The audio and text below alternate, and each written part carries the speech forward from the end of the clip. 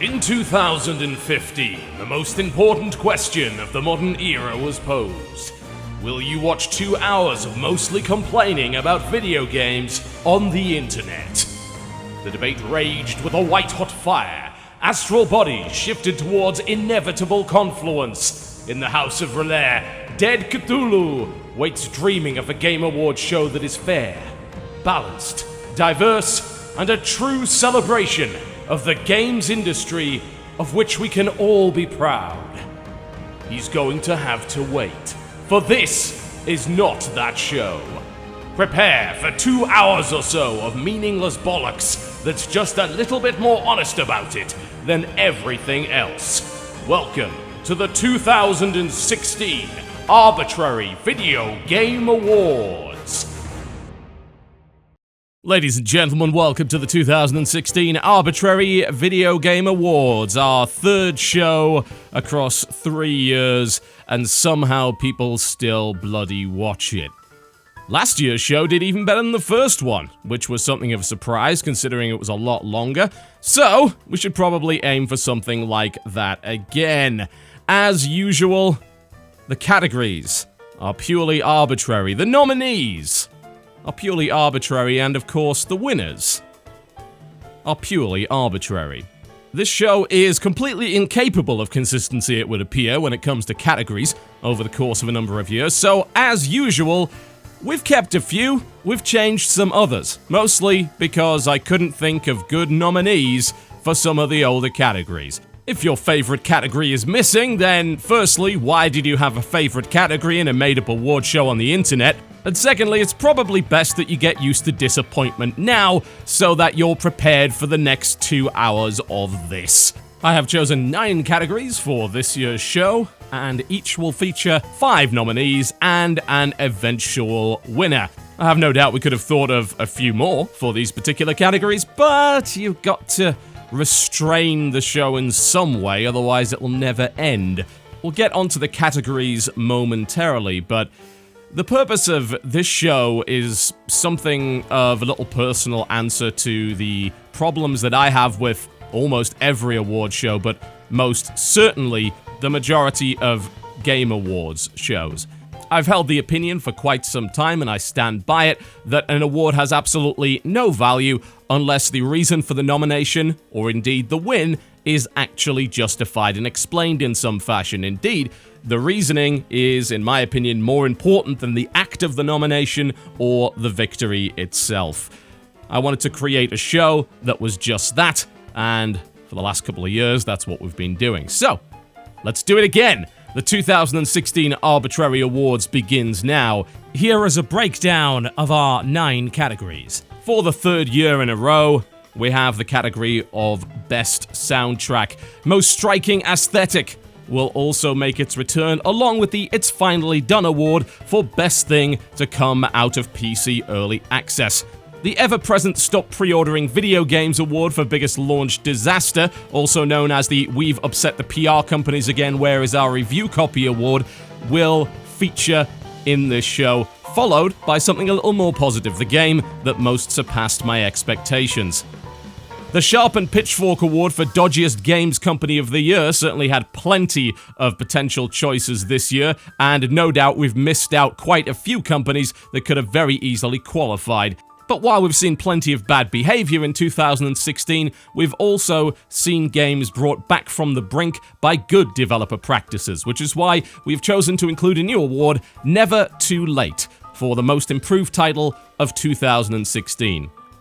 The Anti-Consumer Award makes its debut for gaming's biggest little problems, an opportunity to discuss some of the continuing negative trends that have a particular anti-consumer impact on our industry, hoping perhaps to kick over a few rocks and maybe be a tiny little influence for the better going into 2017. And we'd like to finish on a high note, a new category for innovation in multiplayer gaming. Titles that go just that little bit further in an industry where multiplayer is ubiquitous, common, and almost getting to the point where it's considered more important than single player, assuming that hasn't happened already. These are titles that have gone above and beyond and truly enhanced the meaning of multiplayer, and I'm looking forward to talking a little bit about those titles. As I mentioned, the winners are purely arbitrary. Frankly, any of the games in these categories could have won, but we had to pick one of them, because people like that sort of thing. So, without further ado, let us end the blithering and commence the other kind of blithering, as we start, the way we always mean to go on, with the nominations for Best Soundtrack. Best Soundtrack. Brigador. Stellar Jockey's dystopian, isometric, cyberpunk shooter by the name of Brigador was not without its problems during the development, and the soundtrack to the game was no exception to that. The developers were struggling to find a composer and a particular theme that would actually fit, and they had fairly exacting standards for their labor of love. It was at GDC that they stumbled across a fellow by the name of Matt Pusty, aka Makeup and Vanity Set, who finally seemed to fit the bill, able to provide an exceptional synthwave soundtrack that really oozed neon from every pore. There's a few different schools of thought when it comes to developing soundtracks for video games as well as any form of media, and one of those is to create a soundtrack which augments the theme, which plays alongside the world and isn't necessarily the obvious star of the show. It sits there quietly or not so much, augmenting the theme and bringing you into the universe in the background. Stellar Jockeys were specifically looking for music inspired by the themes of John Carpenter. They were looking to create a cyberpunk aesthetic, both in terms of the visual and the audioscape. And the soundtrack to Brigador absolutely achieves that. It's something of a throwback to the age of Tracker, and it makes perfect sense considering that's really what the game is if you think about it. The isometric, neon, dark dystopian future setting would not look remotely out of place in a modern interpretation of the classic Syndicate, but the gameplay is also a throwback to games such as Desert Jungle and Soviet Strike, titles like the older isometric MechWarrior shooter, rooted firmly in the twilight of DOS gaming and the early days of Windows. Brigador calls back to that style of gameplay, but brings the systems right up to date, and the music plays along very nicely with that indeed. Solar Nobra Must Fall, the opening theme from Brigador, sets the scene. It's an advanced future, certainly, but the hopeful optimism of the future is conspicuous by its absence. You may very well be fighting over a glowing pile of rubble at this point. Excellent use of synthesizer throughout the soundtrack reminds me of 80s and early 90s movie classics set in darker, less hopeful futures. If you head onto YouTube and look for some of the earlier 90s military documentaries, especially those originating from America, you'll find music very similar to this, and I can't imagine that that's a coincidence. Less of a cyberpunk DJ set and more of a soundtrack to the day-to-day life of Mega City 1. Brigador says, we may have advanced in terms of technology, but make no mistake about it, this is the soundtrack to a particular kind of apocalypse. A neon-illuminated but nonetheless dark, militarized future. Brigador's been far from a runaway success on Steam, but I certainly hope that its soundtrack will continue to be an enduring influence for years to come. Doom. If there's a 2016 Best Soundtrack list that doesn't have the Doom soundtrack included on it, then I've got to think one of two things. Either the author hasn't been paying attention, or they have a very particular set of preferences. Doom happens to fall squarely within my particular set of preferences, and it's something that was created by an incredible composer who is still hitting his stride despite an incredible CV, a phenomenal laundry list of awesome hit video game soundtracks. Mick Gordon, the composer behind the reimagined Killer Instinct as well as the soundtrack for 2014's amazing Wolfenstein The New Order, has created something of a trademark sound. But don't let that fool you into believing that that's all he can do, that he's become typecast. If anything, the New Order's soundtrack was proof positive that his range is incredible. But Doom is perhaps the finest exemplar of that trademark style. It's a down, dirty, detuned, and crushingly heavy metal soundtrack with just enough pounding industrial dissonance to take it far, far away from the territory of cheese. It wouldn't have been at all difficult for the soundtrack to Doom to fall into that particular trap. You could argue that Doom 1 and 2 were dripping cheese from every pore. Indeed, most of them were inspired, either blatantly or not so much, by classic heavy metal anthems of the 80s. Bands such as Pantera, Iron Maiden, Metallica, and Megadeth. Doom has had something of a turbulent history. Both the franchise and Doom 4 or Doom 2016, or simply Doom as it's now titled, has suffered along with its developer something of an identity crisis. When Mick Gordon was brought in originally on the project, he was told, no metal, which to me is bizarre and probably strikes a lot of you in the same way. But we should bear in mind that Doom is not necessarily a franchise of consistency. Doom 3, released much, much later, after the classics Doom 1 and 2, was a fundamentally different game with fundamentally different design philosophy behind it. Doom 4, once again, could have been a radical departure from that, and the soundtrack would have reflected it. As it turns out, however, Doom's turbulent development, which certainly included its soundtrack, resulted in one of the best games of the year. The soundtrack is a big reason as to why it is absolutely full of pulse-poundingly heavy tracks. There is no doubt in my mind that this music playing in the background greatly assists in putting the player into that all-important shooter trance. The FPS that are truly best at this could be compared to music. They are very much focused on the rhythm. Tracks like BFG Division ensure that that happens. It's the Doomslayer Incarnate. It's an unrelenting combat machine, and there are plenty of slower, more atmospheric tracks that help to set the scene between the bloodbaths, the brief periods of cooldown before the next rampage. As the game is full of pleasant callbacks to titles of yesteryear, so is the soundtrack. The iconic and oft-remixed E1M1 creeping in there with At Doom's Gate in perhaps the best interpretation yet. The Doom franchise in many ways has been inseparable from its metal heritage over the last few decades. It would be a shame if Doom 2016 had decided to abandon that in favor of new pastures. Thankfully it didn't, and Doom's original soundtrack by Mick Gordon thoroughly establishes his signature sound and plants a flag in a pile of bodies. His performance of it at the Game Awards 2016 was one of the few genuinely cool and real moments of the entire show. His enthusiasm was refreshing, raw, and honest, which is exactly how I describe Doom 2016. Let It Die.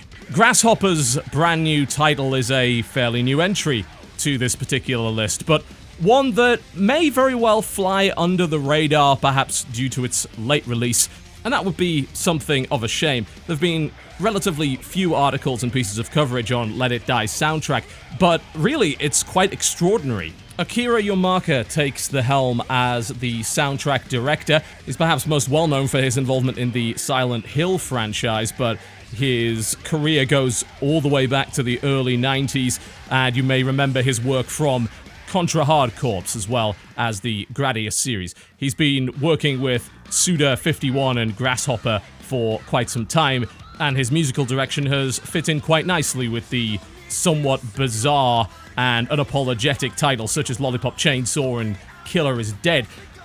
However, this work is perhaps one of his most ambitious, one of his most challenging, and a lot of that comes down to the scope and size of it. Over 100 bands were involved in the soundtrack for Let It Die, a huge number of Japanese acts all coming together to create music by the single title of Let It Die, which is horribly confusing if you want to try and make your way through that soundtrack and properly catalog it, but there is a ton of really great stuff in here. Akira stated that one of his goals was to bring together a huge amount of Japanese talent and expose it to a wider audience without worrying too much about record label politics, and it seems like he's been able to do just that. Some of the best video game soundtracks over the past few years have been awesome vehicles to discover new acts and new talent. Let It Die, without a doubt, serves that purpose with the sheer amount of variety on offer and the huge number of bands involved with its creation,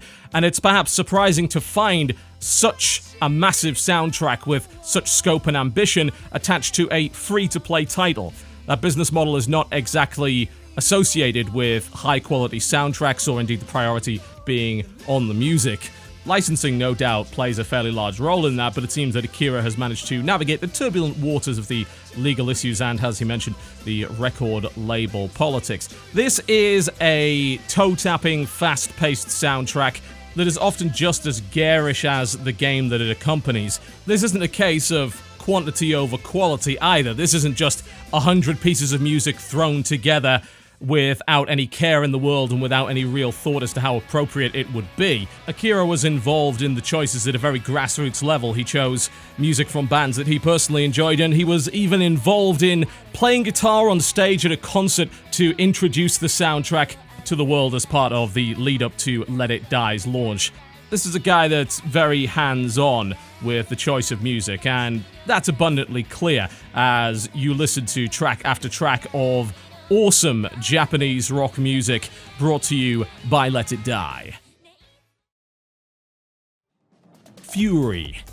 This year's Boss Rush title was perhaps one of the surprises of 2016, sneaking up on an awful lot of us and impressing not only with a colourful aesthetic, a focus on a great deal of challenging, lengthy boss fights, which is certainly a popular trend at the moment in gaming, and an ensemble soundtrack of awesome electronic acts. Varied offerings from composers such as Carpenter Brute, Danger, Waveshaper, Lorne, and the Toxic Avenger made for a memorable soundtrack that very much outlived the length and influence of the game itself. Finding itself on many streamers' playlists towards the end of this year, the Fury original soundtrack mixes various awesome subgenres of electronica, and is appropriately split right down the middle when it comes to tempo and pacing.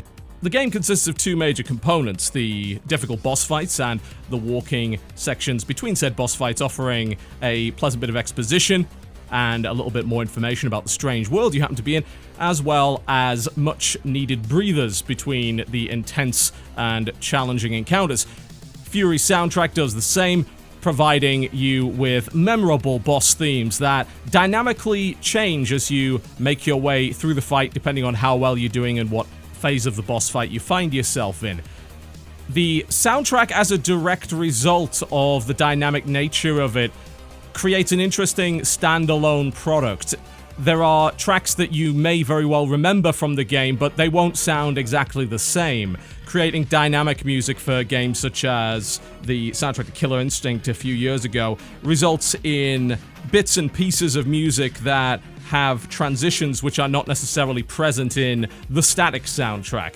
The priority in the game is not to provide a piece of standalone music that has a defined start, middle, and ending, but an appropriate accompaniment to the stage of the boss fight that you happen to be at. This, I think, works in the Fury soundtrack's favor because as a stand-alone set of music, it makes for absolutely fantastic listening, whereas if you were to take the parts of the dynamic themes and throwing them together as something of a patchwork, a hodgepodge, reliant far too much on loops, repeated motifs, and a lack of solid pacing. There's a big difference between having some form of influence on the playback of the soundtrack through your gameplay and simply being a passive consumer of it. It's an interesting challenge that this interactive form of media presents that is not necessarily present in types of media that are non-interactive. Regardless, whether in-game as dynamic themes accompanying your gameplay or out-of-game as standalone pieces, these are some pretty damn fantastic tracks. If you want to experience some of the length and breadth of what Electro can offer, this is a great way of doing so, and each of the tracks proves to be just as unique and interesting as the bosses that they accompany. Fury's a game that requires a lot of tries, do-overs, and repetition. The music has got to be able to survive that. It's going to make the player resist the temptation to go to the options menu, turn off the game soundtrack, and put on their own playlist, and I think that Fury does a fine damn job of doing that, despite the fact that you may hear the same motif 20, 30, 40 times as you repeatedly attempt a difficult boss phase. It never outstays its welcome, and it always gives you just that little bit extra motivation to succeed. The Banner Saga 2. Austin Wintory should require little introduction. His list of works and credits is a mile long. His list of award nominations is possibly even longer than that. He has created music for video games. He's created music for television as well as movies, and he has a reputation for excellence, whether it be as part of AAA soundtracks or smaller indie titles, and some of the legendary top games over the last few years, of course, including the one and only Journey, have his fingerprints all over. The successor to Stoic's crowdfunded Nordic-inspired adventure, The Banner Saga, is a challenging title to score as far as I'm concerned, and very much demonstrates the versatility of Austin Wintory. A soundtrack was required that properly represented a fantasy interpretation of an otherwise Nordic setting. To do that kind of thing well, you need a certain level of understanding of the culture that the lore and the setting is derived from, as well as the flexibility to not overly rely on things that already exist and came before. It is a fantasy world after all, regardless of the inspiration. The soundtrack to Banner Saga 2 is ideal. It represents the troubles, struggles, and strife of a small tribe in an icy and hostile environment. While the battle themes are not short on the heroism department, they also resist the urge of sweeping orchestral epics, representing the desperation and the weary, hard-bitten nature of the combatants. It's a battle for survival, more so perhaps than it is for glory. The inclusion of the Icelandic vocal work of Malika and Peter Hollins provides a further degree of authenticity, and tracks such as Our Steps to the Night are standouts as a direct result of their contributions. Much like the title of the game itself, the soundtrack is a saga, and worthy of praise, a fitting tribute to a pantheon of Nordic-inspired gods. That, I think, was probably the longest nomination session that I've ever done for a category, but I am not going to apologize for that. Game music is very important. Once dismissed as just a feature on a checklist, game music has continued to grow in popularity and stand on its own 2 feet as we see a greater variety of compositions, a greater variety of genres used for different games, and the overall creativity of the medium exploding and blossoming like never before. 2016 has featured the most ever video game soundtracks to be independently sold, and their importance continues to grow year on year. Every single one of the soundtracks in this category is worthy of recognition for their various strengths. It speaks volumes, I think, that within this short list of nominations, we have such a variety of genres and styles. From orchestral Nordic-inspired music to retro, neon-infused electronica. What an awesome year for music in video games. What an incredible year, and I certainly hope that this continues to be a trend, hopefully one that never goes away. Unfortunately, it's an award show, so we are going to have to pick a winner, regardless of how deserving all of the soundtracks are. And this one may very well be quite predictable, because my award for the best soundtrack of 2016 goes to Doom. Regardless of it consisting of a genre that I very much appreciate and enjoy, I think what Doom's soundtrack represents is maybe even more important than just how good it is in and of its own right. It was part of a game that was never meant to be. It was part of a game that, against all odds, came into existence. It was part of a game that defined an identity crisis in one of the most venerated studios that we still have in the games industry. It was a studio that dominated a genre, and then found itself having created one of the most popular video game genres of all time that endures as incredibly popular to this very day, in a situation where they were maybe falling behind the times. A young studio whose classics were quintessentially products of the 90s finds itself in a changed world in 2016, wondering if it's still relevant anymore, wondering if they've got what it takes. The long-haired t-shirt wearing college graduate rebels of id in the 90s, now replaced by older people with families, responsibilities, and of course newer additions to the team that bring a fundamentally different perspective to what id defined in the 90s. The story of Doom 4, Doom 2016, or just plain Doom is that perhaps of id's midlife crisis, of trying to take things just a little bit more seriously, putting away childish things, forgetting of course what the true meaning of the full quote from C.S. Lewis was actually all about. Doom, and in particular its soundtrack by Mick Gordon, is to me an unapologetic expression of one's true self. It's loud and proud of what it is, both the soundtrack and the game. It decided to stop apologizing. It decided to stop being embarrassed of what it is and what it represents within the games industry in 2016. It fundamentally abandons the notion that we as an industry, in order to grow up, mature, and be respected as an art form, as if we weren't one already, had to be embarrassed of what came before it, had to say, oh, those were just the mistakes of youth. Ignore all of that and look at how serious and developed and culturally sophisticated we are now. This game and this soundtrack both say to hell, quite literally, with that. Do not apologize for your true identity. The sort of people that are obsessed with faux maturity are perhaps the ones that are least mature themselves. Don't let narrow, ill-informed, and pretentious societal pressures define what is and is not an art form. Video games are art. Doom is art. Doom's soundtrack is art. And art can be loud, in your face, and doesn't have to express anything more than pure adrenaline-fueled rage. Doom is id Software's second coming, and Mick Gordon's Doom soundtrack is the finest example of the style which is unmistakably him.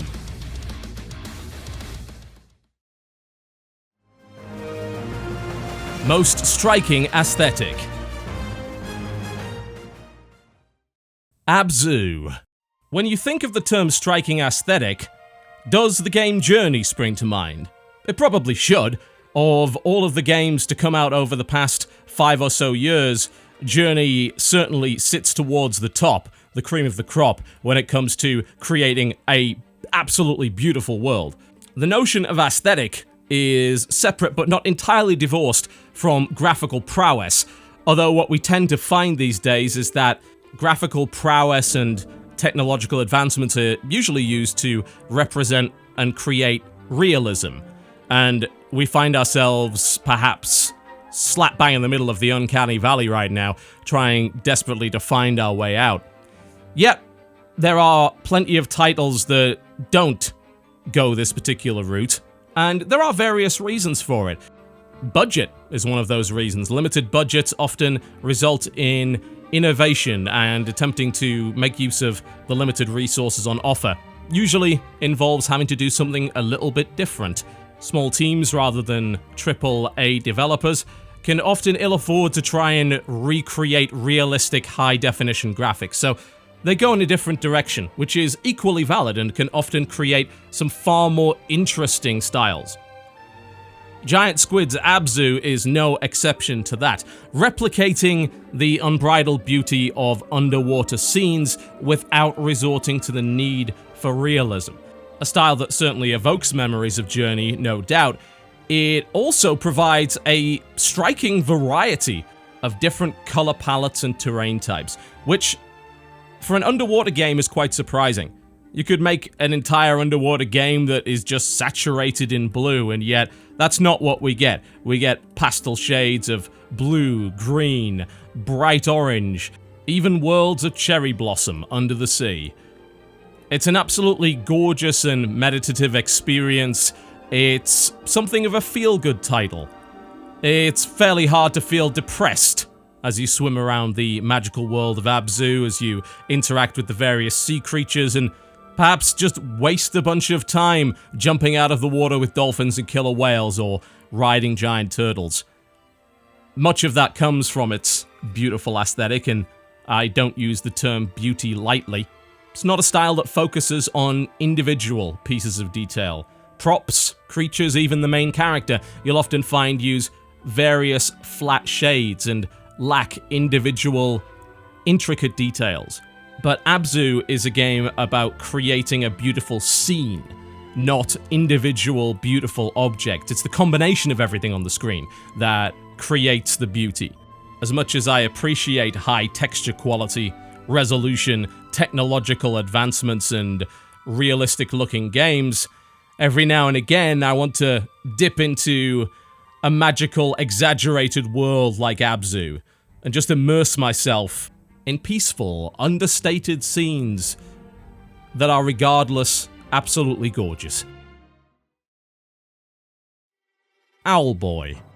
There was a fairly recent phrase that I quite like that was coined to describe this particular style of aesthetic. When we refer to retro-inspired graphics, we often mean 8-bit inspired from the Master System and NES era, or 16-bit inspired, such as the Sega Mega Drive or Super Nintendo. Plenty of games claim to be inspired by such things. Most of them don't really hit the mark. And while there are some examples of truly beautiful and masterfully created pixel art, more often than not, it's simply a symptom of a lack of budget or true artistic talent. In the case of Owlboy, we have one of those few titles that provides almost painfully detailed pixel art. This must have taken forever, and indeed, the game has been in development for 10 years. This is probably one of the reasons for that. The amount of detail crammed into each and every scene is absolutely mind-blowing. It certainly evokes memories of older titles from previous generations, but it's unmistakably more advanced than that. It's expressing the idea that pixel art is far from dead and certainly far from irrelevant. In fact, in a strange twist, this kind of definition of pixel art may very well be harder to create than the ultra-realistic, technologically advanced titles that we see coming from the AAA scene. This requires an unbelievable amount of talent and an incredible amount of time when it comes to scene creation. There's disagreement as to what high-bit really means, and some people are going to define it differently and include different titles in it. One of the people that coined the phrase was the artist for Owlboy himself, that goes by the name of Simon S. Anderson. He included quite a few different games in his definition for high-bit. I'd perhaps be a little bit more picky there, but frankly, that's not really a relevant debate. What is relevant is the fact that if high-bit has truly become a style of art these days and a name for a particular aesthetic, then Owlboy is going to be one of the flag carriers for it for a very long time. This level of detail in pixel art is not going to be often emulated. I simply don't think there are all that many artists capable of doing so. Inside. Playdead are the developers of a title called Limbo, which you probably remember as a result of its grayscale art style. That and giant spiders and lots of child death, that was certainly an inclusion as well. Inside's been bubbling over quietly for a number of years and put out a very impressive looking trailer at E3 2014. While that trailer was impressive, playing it is a different matter entirely. You just can't quite replicate how incredible the aesthetic of Inside is without putting your hands on a controller of some sort. It's the game in motion and the way that it interacts to you yourself controlling it that really defines what's special about this particular aesthetic. The game has an awful lot going for it in that regard. It's a grim dystopian look, it's murky, it's dark, and you are in fact one of the only pieces of color in an otherwise very washed out world. It is a world drained of color for the most part, and even your character isn't exactly a bright shining light in the middle of it. In many places there is a deliberate lack of detail, which perhaps represents the conformity of this world. And yet, along with their earlier title Limbo, this is an aesthetic that evokes muted horror, it evokes fear. It's not in your face about it. It's in fact an awful lot more subtle than that. It's a creeping dread. It's insidious. It's a slow burn. But the one thing that stands out amongst these varied qualities within its aesthetic style is the sheer quality of animation on display here. The movement of your character is something that manages to simultaneously both be realistic and stylized. There aren't all that many games that do that. It's not to say that most games have stiff movement. That's not really true, but there are very few games where your character feels like it's moving as a real person would. Most are perhaps too precise, they're too robotic, and the gameplay kind of requires that. Whereas with Inside, you move as if you were a panicked child. You move clumsily, you trip over yourself, and despite being part of a very stylized world, he feels very real as a result of this. And you could argue that that's not an aesthetic choice, but I believe that animation truly is. The way that a character moves and interacts with his environment on a visual level is an important part of the aesthetic, and it's certainly one of the standout features of Inside. Firewatch.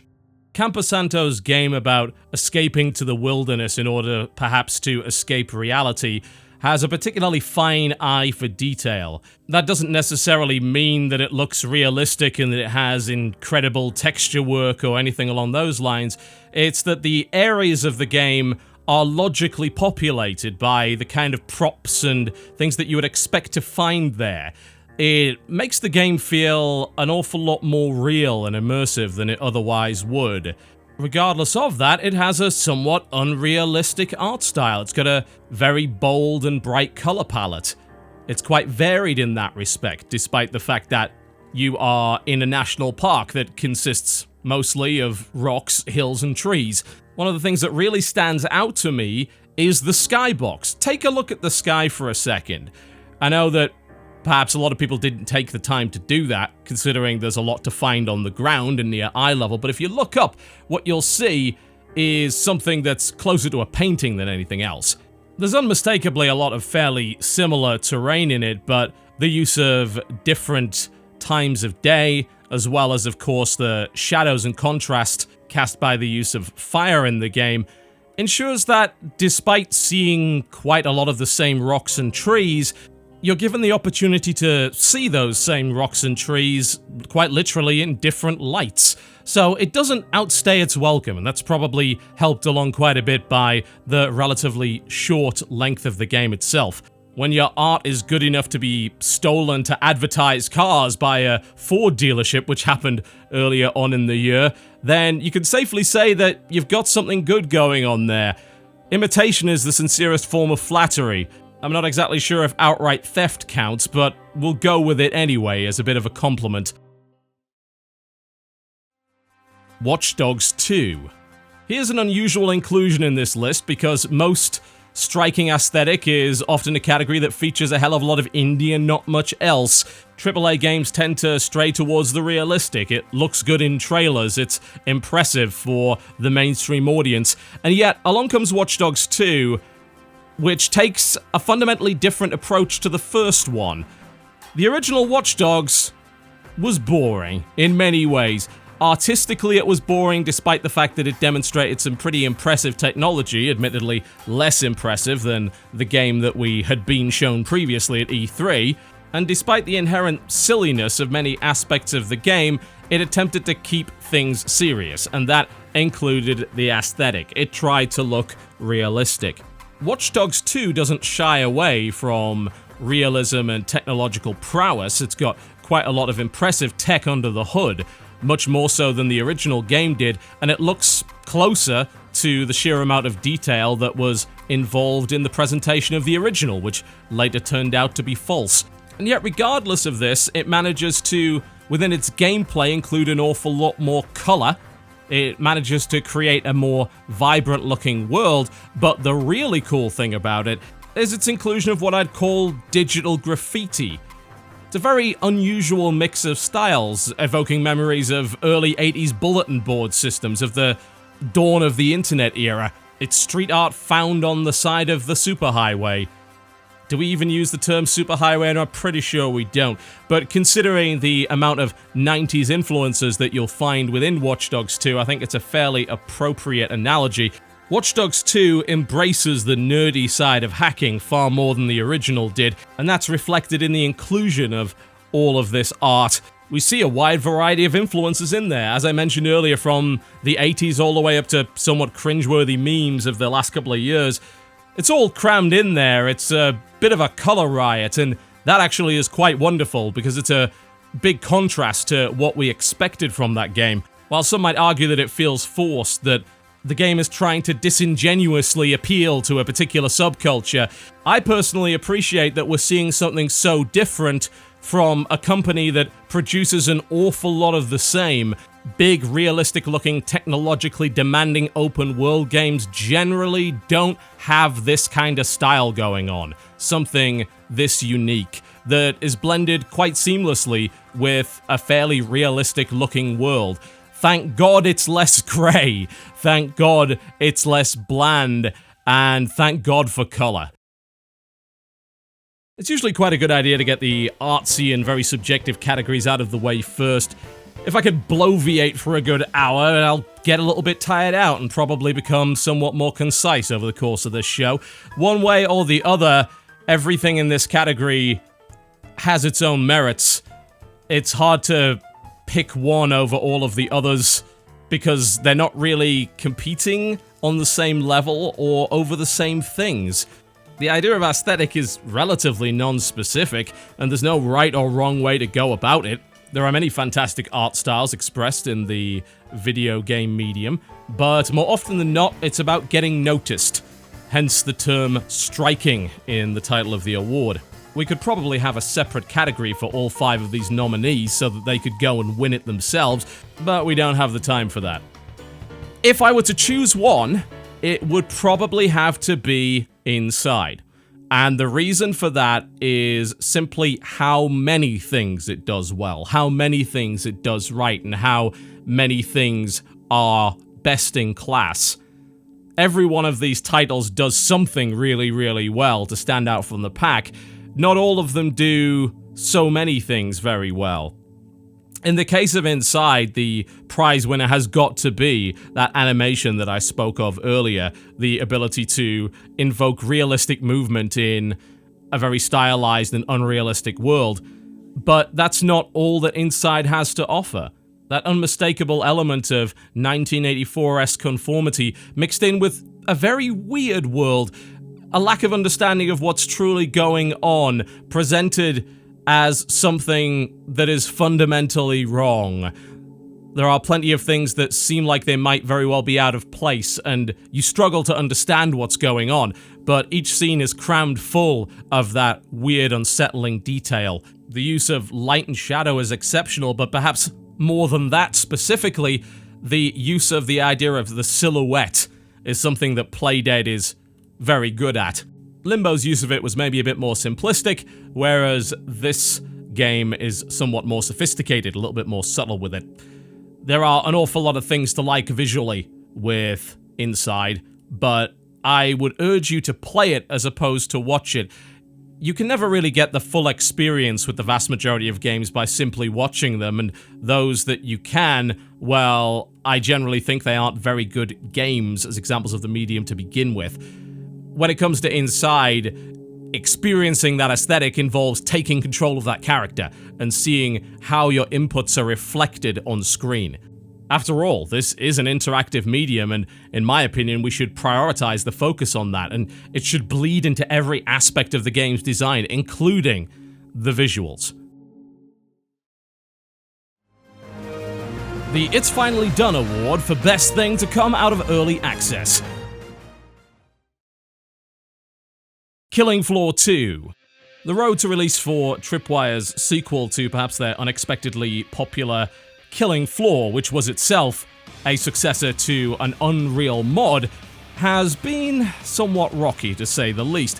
While the principle of Killing Floor is not exactly a complex one, shoot zombies, make dosh, Killing Floor 2 seemed to languish somewhat in early access hell, with some fairly lengthy gaps between patches and updates left some in doubt as to whether or not the game would ever fully see the light of day.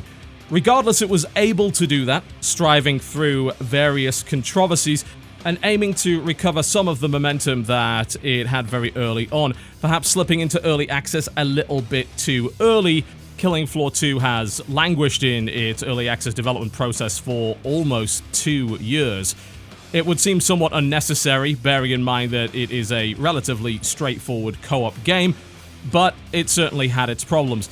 Regardless of that, now that it's finally made its way out of early access for the most part intact, it remains a very satisfying piece of gory gunplay. The strengths of the original title, including its down and dirty soundtrack, its selection of quintessentially British characters, and more so than anything, a focus on really great and satisfying gun handling, seem to make it through to the sequel relatively intact. There are still few games that can match the satisfying, crunchy, squelchy, and thoroughly messy shots that you can take in Killing Floor 2.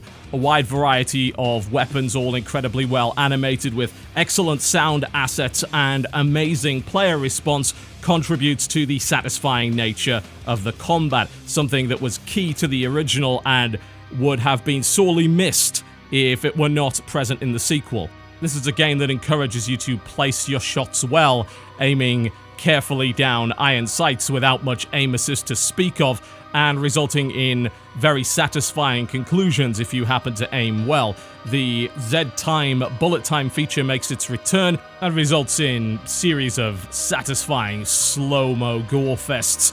Killing Floor's never been a complicated game, and it certainly hasn't asked much of you intellectually, but it's been something of a guilty pleasure for many people. If that's what you are looking for again, then Killing Floor 2 is able to deliver on a large variety of maps with a large variety of weapons. It's pretty hard to compete with the original considering how much mod support and custom gameplay that title had. It's still very much alive to this day after many, many years. But despite its slow development, controversy with early access microtransactions and cosmetic crate business models, Killing Floor 2 does capture the essence of the original. While by no means perfect, and certainly not the perfect sequel either, they were able to make lightning strike twice when it came to the gameplay. Starbound. It's fairly difficult to create a spiritual successor to one of the most successful indie games of all time on PC, but that's exactly what Starbound was attempting to do, as it offered a futuristic take on the incredibly popular Terraria, a side-scrolling exploration game with combat, Metroidvania elements, crafting, building, and all manner of procedurally generated antics. Starbound entered early access years and years ago, and honestly, things did not start off all that well. I imagine a lot of that was really down to expectation. Terraria had a metric ton of content at that point, and yet it was expected that Terraria's development would not continue. Indeed, it was announced by one of the developers that it wouldn't. As you are probably aware since then, that certainly didn't happen, and Terraria continues to be in active development to this very day, which may very well have hampered the potential success of Starbound. There's no need to move on to another game when an existing one that you enjoy and you've already paid for is providing you with all of the excitement that you need. If Starbound had stuck too much to its Terraria roots, then that's probably what would have happened. It would have been doomed to be labeled a reskin, simply a sci-fi themed Terraria that was unnecessary, that was redundant, because Terraria is good enough already. Thankfully, throughout its development, it got significantly better, innovating features, completely ripping out systems and redoing them when community feedback was not positive. It learned from its mistakes, it took constructive criticism very, very well indeed. Despite its combat focus, Starbound and Terraria early on both suffered from fairly lackluster combat systems. Starbound throughout its development put a greater focus on that and also made fairly seismic changes in the way that its weapons were designed. The balance of procedural generation in a game like this is a tricky one, and we've seen what can happen when procedural generation is allowed to run rampant and become the crutch upon which the game relies. Thankfully, Starbound strikes a great balance between procedural generation, scripting, and handcrafting, and the weapon system is no exception to that, creating a wide variety of interesting weapons to use, as well as big long-term goals for exploring and crafting. The rework of the monster system was a similar example of this change in philosophy, Monsters used to be procedurally generated, but unfortunately, as is the case with much procedural generation, the lack of identity was a big problem. 2,000 different colors of giraffe doesn't mean that you have 2,000 completely different monsters, and that's something that procedural generation often causes an issue with. Unique monster behavior was added in, and the system completely reworked to make sure that monsters had their own unique identity. A balance between handcrafted challenge and procedural generation was well struck in this game, and Starbound, along with titles such as Subnautica, should be prime examples for the use of said procedural generation going forward in video games. A reworked questing system provided players with perhaps some much-needed direction and purpose, and didn't fall into the traps of such systems as Skyrim's Radiant Infinite questing loop. There's only so many ways that you could say collect some potatoes for me, hero. While launching perhaps in early access too early, resulting in an incredible scarcity of content and well-developed systems, Starbound was able to recover from that, and now is rich and full of interesting ideas, distinguishing it quite handily from its spiritual predecessor Terraria. And when it comes to promising a galaxy to explore and unique worlds, monsters, and items to find, it certainly fulfills its promise far, far better than certain other titles that hogged stage time over the last couple of years. A great example of a title that responded well to and incorporated feedback and progressed from being content sparse to content rich and great value for money. Offworld Trading Company. This unusual take on real-time strategy was developed by the lead designer of Civ 4, Soren Johnson. Its relatively brief period in early access is an example of a title that had already realized where it was going and had nailed its core feature set and its particular design doctrine. It just needed a little bit of polishing up and a reasonable amount of feedback to grow the game beyond its bare-bones nature at the time. Honestly, since its introduction to early access, it hasn't really changed all that much, and frankly, it didn't really need to. The game hit the mark from the very start, an awesome example of a different approach to real-time strategy. Rather than direct confrontation and conflict, this is a game based very much on economic domination, gathering resources, exploiting the market, and sabotaging your opponents all in real time, provided for a very interesting competitive experience that is thoroughly unique within the genre at the moment. And the introduction of its daily challenge system, one of the best updates during its early access period, resulted in players going back to the game on a day-to-day basis. Maintaining a player base for something of a niche within a niche is pretty tricky, and perhaps one of the greatest strengths of the early access process is to use it as a way to monitor player retention and figure out ways to keep people coming back again and again. With various large content updates since its release earlier in the year and the fairly recent addition of Steam Workshop support, the future of Offworld Trading Company looks fairly bright. Grim Dawn. Well, this is a genre that's quite difficult to break into. It's not a genre with a large number of examples over the last few years, but it is dominated by two particularly large dogs. On one side, the Blizzard-developed corporate leviathan that is Diablo 3, and on the other, the plucky underdogs from Grinding Gears that created one of the only true free-to-play titles in the form of Path of Exile. The genre, of course, being the hack-and-slash action RPG, Grim Dawn was the dark horse in that particular race. Developed by some of the ex-devs of the sadly defunct Iron Law, responsible for the surprisingly great Titan Quest, a Greek-themed Diablo-style RPG of yesteryear, Grim Dawn instead uses its own unique setting, a fairly dark, dingy, inquisitorial world. Grim Dawn is the polar opposite when it comes to mood and aesthetic, when compared to the fairly colourful loot bonanza that is Torchlight 2, and the jury is still out as to whether or not it better captures the theme and mood of the classic Diablo 2 when compared to something like Path of Exile, which is also incredibly depressing. As to whether or not the title should have launched in early access, well, that's a little bit more of a question and debate. Grim Dawn's early access release was something of a linear drip feed of content, with only the first part of the game being initially available and more acts being added on as the early access process progressed.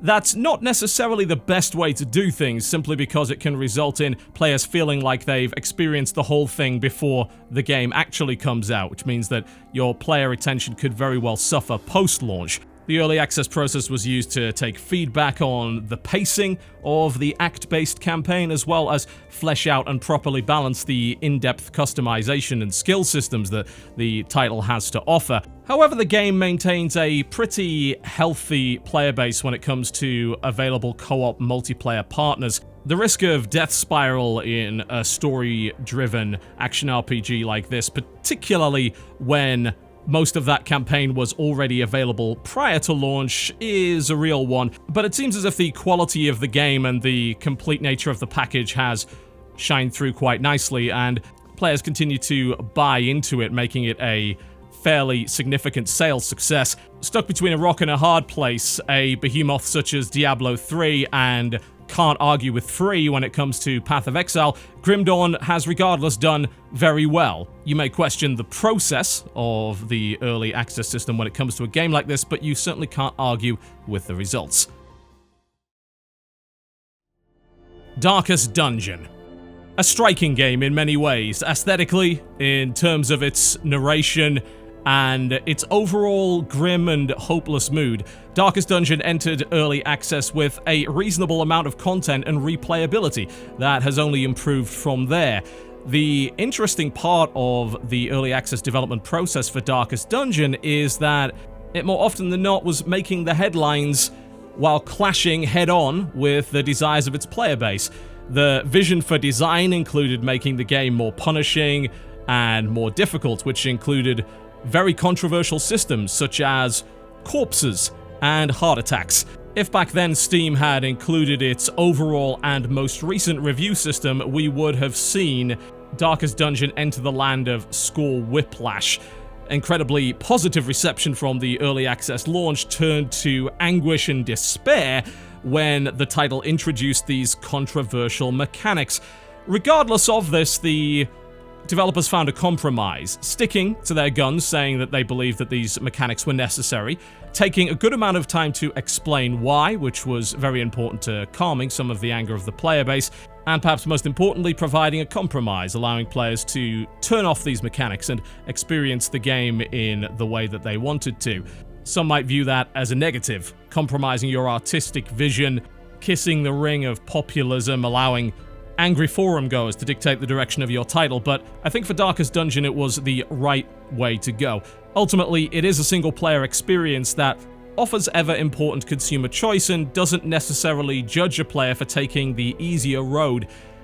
Some games arguably should never ever do that. There are arguments that Dark Souls should never include an easy mode. It would, in the minds of some, compromise the very essence of the title. To me, Dark Souls is far more than just its difficulty level, and in the case of Darkest Dungeon, you have many strong aspects going for it, allowing players to customize their difficulty experience rather than saying my way or the highway, is in some ways bucking the trend of recent years, the idea of get good. In the case of a purely single-player experience, though, I certainly don't believe that that is a failing on their part. And Darkest Dungeon continues with this particular philosophy, having quite recently announced a shorter game mode alongside upcoming content-expanding DLC. Early access remains as what some would argue as a necessary evil in 2016. For every success, there are other high-profile failures, and the system has been heavily criticized by many people, myself included.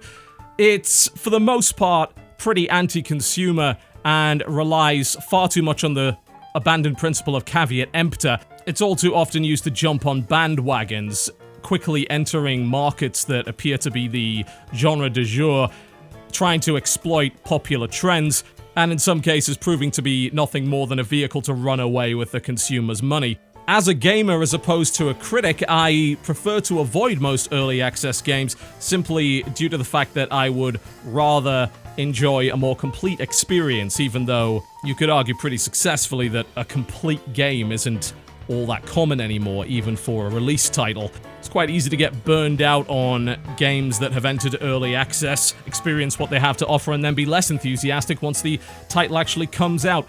A flaw of the system, but perhaps also a flaw in ourselves. Patience is a virtue, and it can result in great gaming experiences if you're willing to wait for them. When it came to choosing the winner of this category, I relied on one particular idea. Which of these titles engaged me early on in the early access process, was an enjoyable, strong experience back then, but brought me back around launch and kept me interested, despite the fact that I'd already experienced a good chunk of it earlier, and that new game feeling, that new game smell, the shrink wrap had been ripped off quite some time ago. Well, there's one title that stands head and shoulders above the rest in that regard, and that has got to be Darkest Dungeon. When it first came out in early access, I was enchanted by the incredible narration, the fantastic aesthetic, but that only gets you so far. The workhorse of a game is almost always found in its mechanics and the ability to repeat the same process, the same core gameplay loop, and maintain your level of enjoyment for a long period of time. Darkest Dungeon already had the mechanical fundamentals in place. It's a party-focused, turn-based dungeon crawler with permadeath. It's a game of correct procedure, risk management, and strategy. It maintains the theme of overcoming seemingly impossible odds both through its mechanics and through its presentation, and the addition of heart attacks, corpses, and many other tweaks besides did not, in my opinion, impede my enjoyment of the title. I'm not necessarily one for difficult games. I can certainly get very easily frustrated with titles that set me back through what I view as RNG bullshit. Blood Bowl is a prime example of that, and yet Darkest Dungeon, along with titles such as FTL and Halcyon 6, were able to make me accept those deaths as a more enjoyable part of the experience. It tapped into the essence of losing as fun.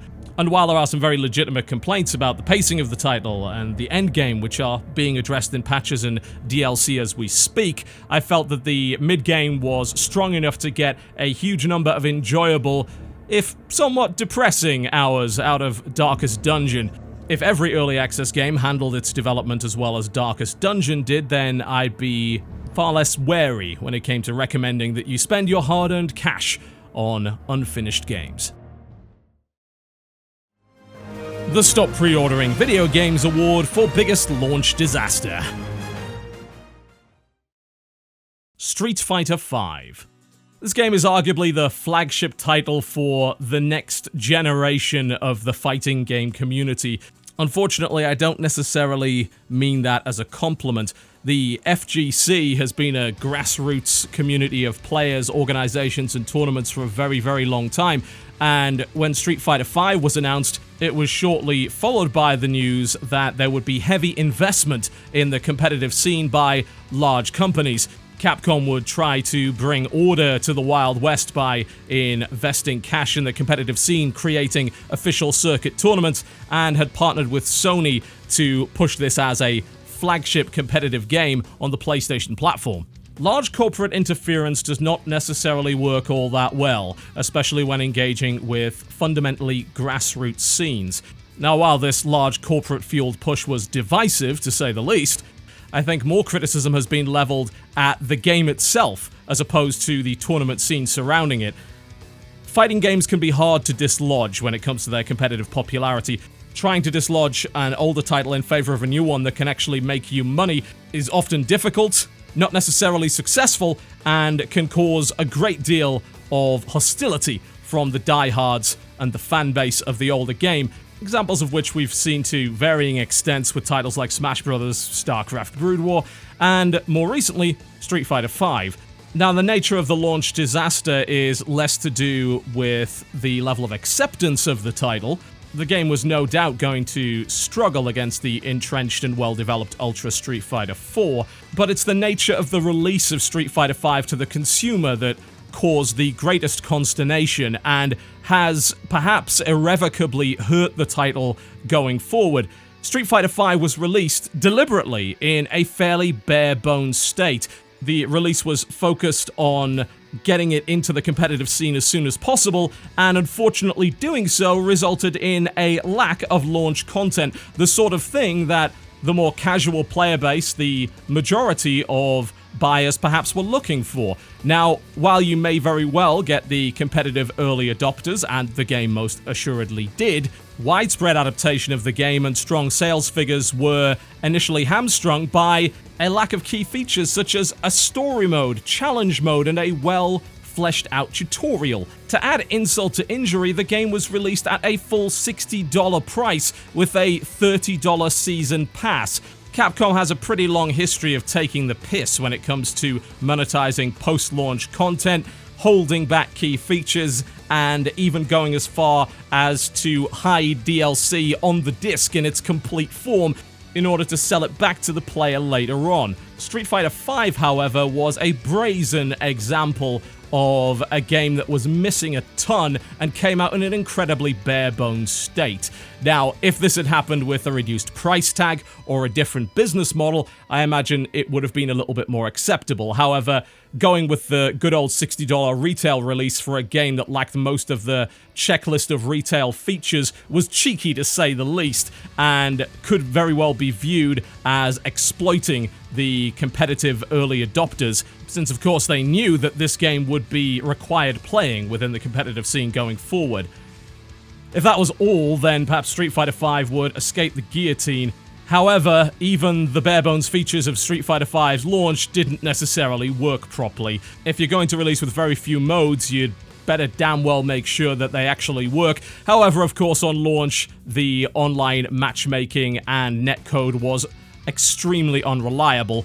Queue times were lengthy, dumping players into single-player punching bag practice modes that lasted for tens of minutes at a time. Battle lobbies were bafflingly bare-bones, supporting initially only 2 people in the same lobby at any given time. Support for the variety of input devices, fight sticks, and hitboxes was woefully lacking on launch, which for a fighting game is inexcusable. And when you did get a multiplayer match, you were likely to be confronted with a bevy of skill mismatches and rage quitters to avoid taking a loss. This is something that Capcom has only recently begun to address. While Street Fighter V now has a story mode and quite a few of the features that were missing on release, it continues to be plagued by a questionable frame delay, which has caused a lot of consternation within the competitive player scene, and its current player base is not looking too healthy. The huge amount of money that's being pumped into the competitive scene will not necessarily save Street Fighter V after the kneecapping it received from its developer upon launch, and both concurrent player bases and overall sales figures are lacking behind quite severely. None of this is unrecoverable, of course, but there's no doubt that Capcom made it extremely hard for themselves and tested the patience of long-term fans. Mighty Number 9. One of the most high-profile Kickstarters of all time, Mighty Number 9 promised to be the spiritual successor that we were all waiting for if we happen to be fans of the Mega Man franchise. One of the original creators was heavily involved in its development, and it promised to be a glorious return to form for the Blue Bomber-ish. There was no real inclusion of Mega Man, of course, but it was obvious where the inspiration came from. It was worn on their sleeve, and that's exactly what was sold to people. Funding-wise, the Kickstarter is one of the most successful gaming Kickstarters of all time, raising $3.8 million out of a $900,000 goal, resulting in stretch goals aplenty, which, amongst other things, would no doubt be the undoing of the title. Mighty Number 9 was delayed over and over and over again, the title released over a year after its promised launch. And when it finally did make it, a despondent and doubtful backer base found their worst fears realized. The visuals of the title were not even close to what they'd initially been shown. The high-definition, vibrant, colorful, and well-defined screenshots that had accompanied the initial Kickstarter were really nowhere to be seen. The visuals ended up looking extremely dated, accompanied by poor animation quality, awful writing, a complete lack of lip sync as static scenes just hung around uncomfortably and unwelcome for minutes at a time. And despite its clear lack of advanced technology on display, the game suffered a myriad of performance issues across several platforms. It should be noted that to this day, the majority of ports and platform releases for Mighty No. 9 have not materialized. The ambitious stretch goals promised that this title would be available on almost every format known to man, and that seems to have chewed up development time, budget, and has proven to be outside of the expertise and skill set of the limited development team.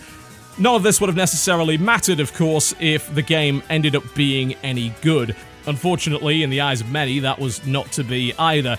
Gone, of course, is the difficult precision platforming and excellent boss fights that characterized the Mega Man series, replaced by a dull, dash-heavy affair with poorly designed levels and utterly forgettable characterization. The game was drowning in negative PR by the time it came out. Accusations of misuse of development funds, a doubt as to whether or not the game would live up to its potential, as well as some very questionable actions taken by one of the community managers towards backers and supporters of the project, resulted in quite a few angry people that had spent a lot of money on something that certainly did not live up to expectations. The PR storm culminated upon launch when there was a claim that creator Keija Inafune had said that the game was better than nothing. This turned out to most likely be a mistranslation, but it was unfortunately the perfect cherry on top of a mismanaged and thoroughly disappointing launch. Many backers are still lacking their rewards to this day, and frankly, they probably don't want a reminder of one of the most high-profile examples of Kickstarter's sometimes disastrous results. Mighty No. 9 now stands as a rather infamous reminder that perceived development star power and promises of old glories are not necessarily a good reason to part with your money. No Man's Sky. I considered having an entire award just dedicated to No Man's Sky. As big of an impact as No Man's Sky had on the gaming industry in 2016, it deserves special, if not necessarily positive, recognition. The hype train backing up No Man's Sky when it was first unveiled at the Game Awards and subsequently shown off at E3 was almost unprecedented. The online fandom for No Man's Sky had grown to critical mass levels years before the game came out, and speculation for the title was absolutely rampant. Eager fans of this non-existent game filling in the gaps between the mysterious lines that had come from creator Sean Murray's mouth. Interviews were mined for information on an unprecedented level. Wikis created claiming to know the secrets of the mysterious No Man's Sky. Reading between the vague lines given by this relatively inexperienced developer, the media joyfully fed the flames, hyping the game to ridiculous levels, hanging on every word that came from Sean Murray's mouth, replaying trailer and preview after trailer and preview, telling us we should all be so excited for No Man's Sky. And we bought into it for the most part, hook, line, and sinker. When the game was finally released on PlayStation and a few days later on PC, the reality set in. When you promise the universe, you're not going to be able to deliver. No Man's Sky's lofty goals of a procedurally generated, unique universe right down to the very atomic building blocks was, at least on paper, a ludicrously ambitious and frankly impossible feat, and the proof of that pudding was in its disappointing eating when the title eventually made its way onto our systems. The game quickly picked up the moniker of No Man's Lie as players discovered that many of the promised features, or those that were vaguely alluded to and all but confirmed in the eyes of the wiki-goers, failed to materialize. The most high-profile feature was the much-speculated multiplayer that had been alluded to many times, effectively confirmed in so many words by Hello Games, and yet was non-existent, both in the release version and in the current version of the game. There had been promises that you could, in fact, encounter other players, although it would be incredibly rare. It was quickly proven within a few days that that was absolutely impossible. The game didn't even include the models to allow you to see another player, much less the code and the support to allow it to happen. One of the most pre-ordered titles of all time, No Man's Sky created a massive backlash amongst its disappointed player base that felt, perhaps rightly, that they had spent money on a promise that was absolutely not delivered. The game both ran terribly and controlled terribly on both the PC and the PlayStation platforms. Crashing problems were widespread across the board. The servers, unsurprisingly, collapsed under the weight of the launch population. And since then, the player base for the game has plummeted in a death spiral that is frankly unprecedented in terms of scale. While No Man's Sky was undoubtedly a massive sales success in 2016, it is going to go down in history as perhaps one of the biggest bait and switches in our industry. Battleborn. This is a case of a game coming out at the wrong place, in the wrong time, and perhaps presenting itself in the wrong way. The next original title from the developers of the hit series Borderlands, Gearbox's Battleborn had a reasonable amount of marketing muscle behind it, promising more of Gearbox's, let's say, quirky humor and writing, a strong and unique roster of characters, and a full set of AAA features. Battleborn looked like it was going to do relatively well. The response to its beta was fairly positive, and it was getting a lot of attention at consumer-based trade shows such as PAX.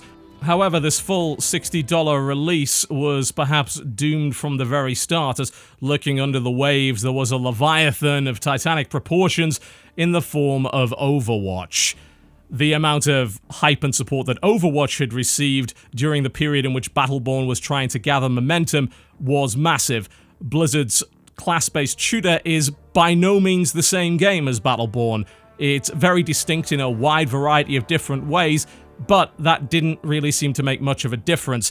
It was going to do very, very well, and Battleborn was unable to step from under the shadow of the Blizzard behemoth. Despite spending an awful lot of Gearbox and 2K's money when it came to marketing, the game was unable to properly communicate its essence and goals. It was unable to properly distinguish itself, even necessarily communicate to its potential player base what the genre of the game actually was. Despite a wide variety of interesting characters on the roster, none of them really managed to capture the imagination of the online community. And try as it might, it just couldn't seem to find the launch window that would allow it to avoid a thorough stomping at the hands of Blizzard's Overwatch.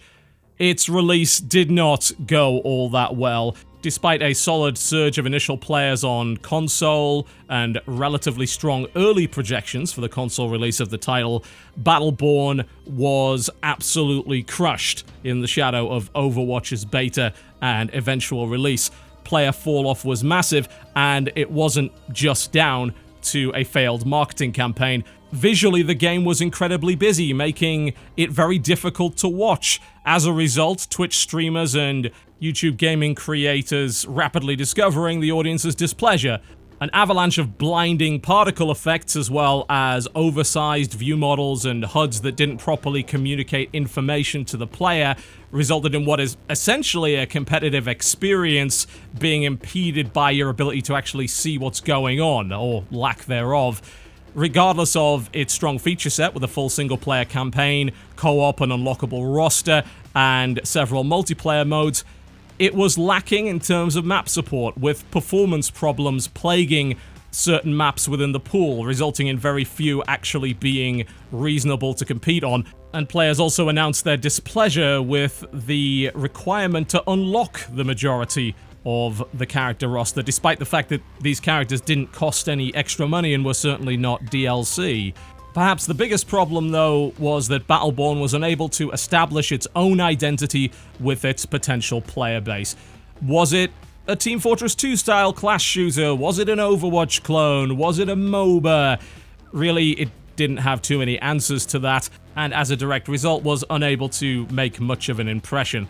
The player base entered a very quick death spiral, with matchmaking becoming more and more difficult, and despite an enthusiastic but small remaining player base and some pretty solid support from Gearbox going forward, Battleborn is no doubt on the verge of death, with a potential switch over to free-to-play perhaps being the chance at redemption. Quantum Break Windows 10 Store Edition. Quantum Break had an awful lot of money put behind it, but it was primarily marketed as an Xbox One exclusive. This changed sometime before the release of the title, which resulted in some consternation from Xbox users, but was generally welcomed by most PC gamers that saw it as an indication of Microsoft's renewed commitment to the platform.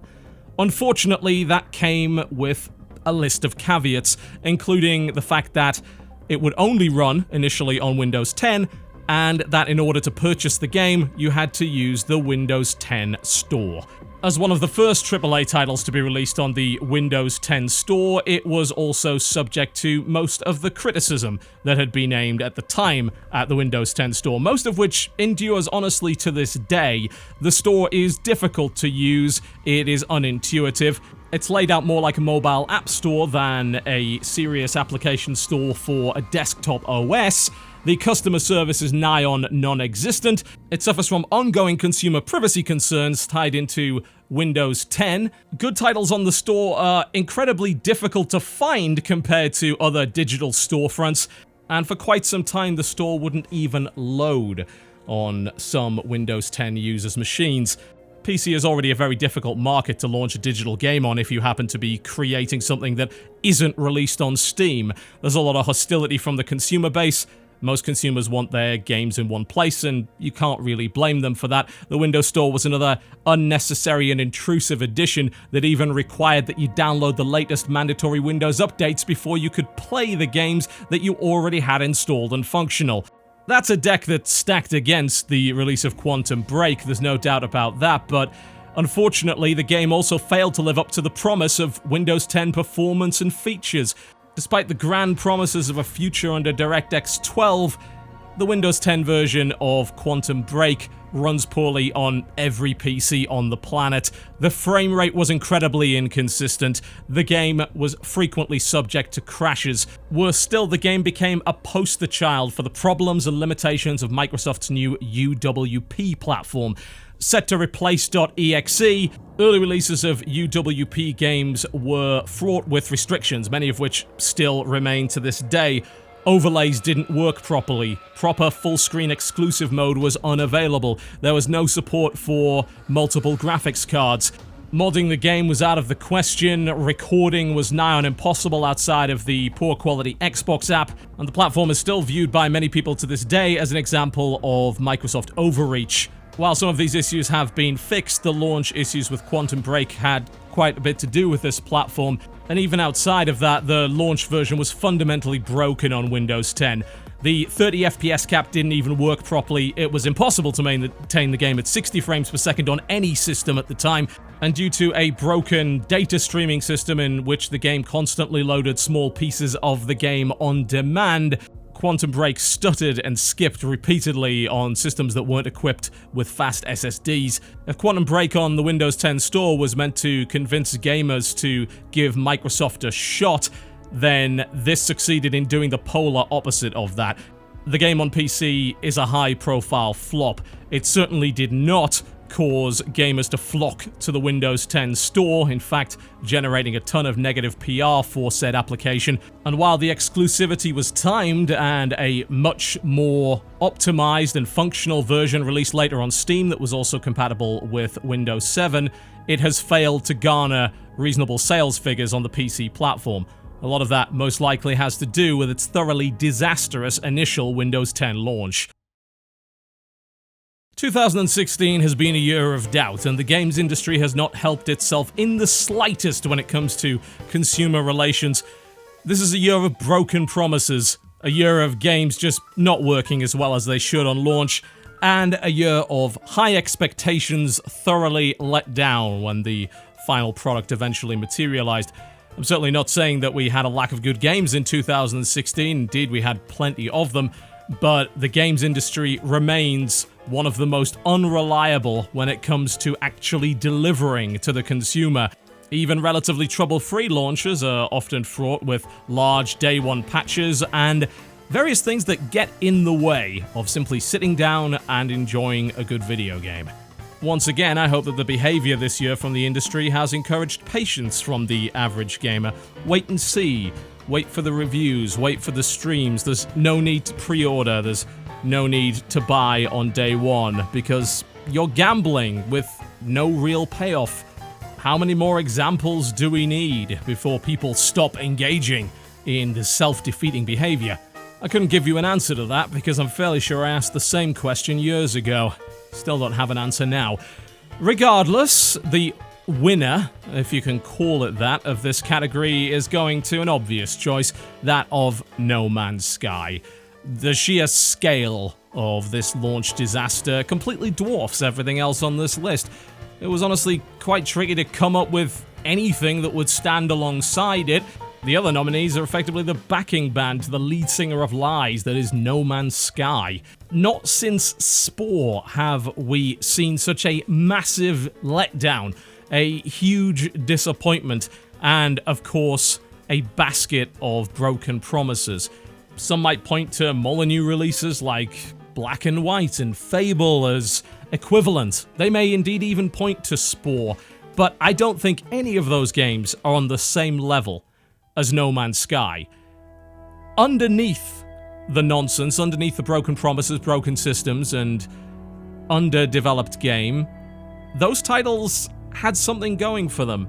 At their core, they were decent games. They just didn't live up to their hype. They didn't live up to the promises, and they didn't live up to the pre-release expectations of the consumer. Fable's not a bad game, it's a decent action RPG, it's just not the world beater and game changer that Peter Molyneux promised it to be. Spore, while by no means a fulfillment of the promise of galactic life simulation, at least had a reasonable set of mini-games and a decent amount of charm behind it. No Man's Sky, in my eyes, doesn't have any of that. It's not a fun video game. It's not a compelling video game. It lacks any of the mechanical ingredients to create a fun and compelling experience. There's not a single mechanic that I can point to, not a single system within that game that I can point to that lets me say, well, at least that worked out, at least that worked properly, at least that lived up to expectations. There's nothing that redeems No Man's Sky, outside perhaps of the soundtrack, and I can play that on Spotify. The game that promised a wondrous universe to explore and almost limitless possibilities ended up being a set of chores. None of them were individually enjoyable to do, and the sum of the whole didn't make up for that either. You don't necessarily have to have every individual component be perfect in order to create a decent game, but none of the components were even close to that. The rest of these games will be remembered as disappointing on various levels, but I think only No Man's Sky will truly go down as an absolute disaster, leaving a big mark on gaming history, hopefully teaching a valuable lesson to many. If a snake oil salesman rolls into town on his wagon and promises you the elixir of life, the chances are he's lying. If he promises you the universe, the chances are he isn't going to be able to deliver. For the love of God, let us temper our expectations, but even if we'd done that, that would not have made No Man's Sky a good video game. Make no mistake about it, on a financial level, No Man's Sky was a huge success, but I'd be quite surprised if Hello Games is able to sell another title ever again, despite the fact that they've finally popped their head out of their shell and started to acknowledge the player base once again after months and months of silence after release. No Man's Sky is irredeemable at this point. The player base is dead, and I imagine that some people will never forgive Hello Games for this catastrophic failure.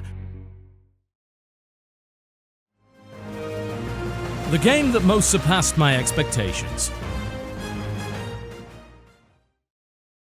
Plants vs. Zombies Heroes. Mobile is the land of cash-ins. For every successful title on mobile, you'll find quite literally hundreds of clones of varying degrees of both quality and success. The App Store is completely stuffed with them, and it can vary from simply copying mechanics or theme to full-on plagiarism and copyright infringement. Very little seems to be done about it, and as a result, the mobile game market is a wasteland of clone after clone after clone. So I think you can forgive me when, upon initial impression, Plants vs. Zombies Heroes didn't exactly look like it was going to set the world on fire. Published by EA, it was easy to believe that it would have been something of a cash-in or a cash grab. Initially, I mistook it for a Clash Royale clone, which would perhaps have made a little bit more sense. The vertical presentation looked quite similar to that, and Clash Royale's popularity in 2016 has inspired a bevy of clones. It would not be at all surprising if a big budget one showed up to try and cash in just a little bit. As it turns out, however, this was closer to Hearthstone than it was to Clash Royale, and it was actually quite a nice little shift in the genre. Plants vs. Zombies Heroes is, for all intents and purposes, a collectible card game. However, it maintains a connection to the essence of what Plants vs. Zombies was, which, of course, was a tower defense game originally. The way that it did that is by creating a card game that uses lanes. The basis of the game is similar to Hearthstone in the sense that it is a simplified CCG. You receive a resource every turn that gradually and automatically increases on a turn-by-turn basis. You draw a card from your constructed deck, and you use said resources to play those cards. Nothing out of the ordinary there, right? Well, the big, obvious distinction between this game and Hearthstone is the fact that the minions that you play, either zombies or plants, depending on which hero you choose, are placed in a set of 5 lanes. As a result, there is a big emphasis in this game in regards to positioning and proper planning, and this is, as I said, reminiscent of the Plants vs. Zombies tower defense games. There are the same number of lanes in this game as you will find in Plants vs. Zombies. You are effectively defending your hero using plants or zombies, but it is obviously a competitive CCG. The other element which I rather liked about the game, which distinguishes it from Hearthstone and can certainly be argued as a good design choice, is the fact that they decided to include phases. Hearthstone is fairly notorious for having 0 player interaction while your opponent is taking their turn. You don't get to do anything. You simply have to wait for them to take their actions. In this case, the game is broken down into 4 phases, which allows for some interesting interactions between the players as the turns go on. So you don't sit there for too long waiting for your opponent to do anything, and you are able to dynamically respond to certain things that happen on the board. The inclusion of this feature is potentially risky. The reason that it was taken out of Hearthstone, amongst other things, is that during digital card games, when you're not in the same room as the person, you can remind them, oi, it's your go, do your thing. Waiting for the other player to respond to an action that you've taken can be quite slow, it can be quite clunky, it can very much hold up the flow of the game. We've seen complaints in the various iterations of Magic the Gathering that have shown up on digital platforms, so Hearthstone decided to do away with that entirely as a solution, which arguably is throwing the baby out with the bathwater, and it's refreshing to see a game that tries to go after a portion of that market, but doesn't take that particular feature on board. It's not something that I necessarily view as a positive. The final thing that I found to be a pleasant surprise, although looking back on it I probably shouldn't have, is just how much effort has been put into the presentation and how well polished this title is.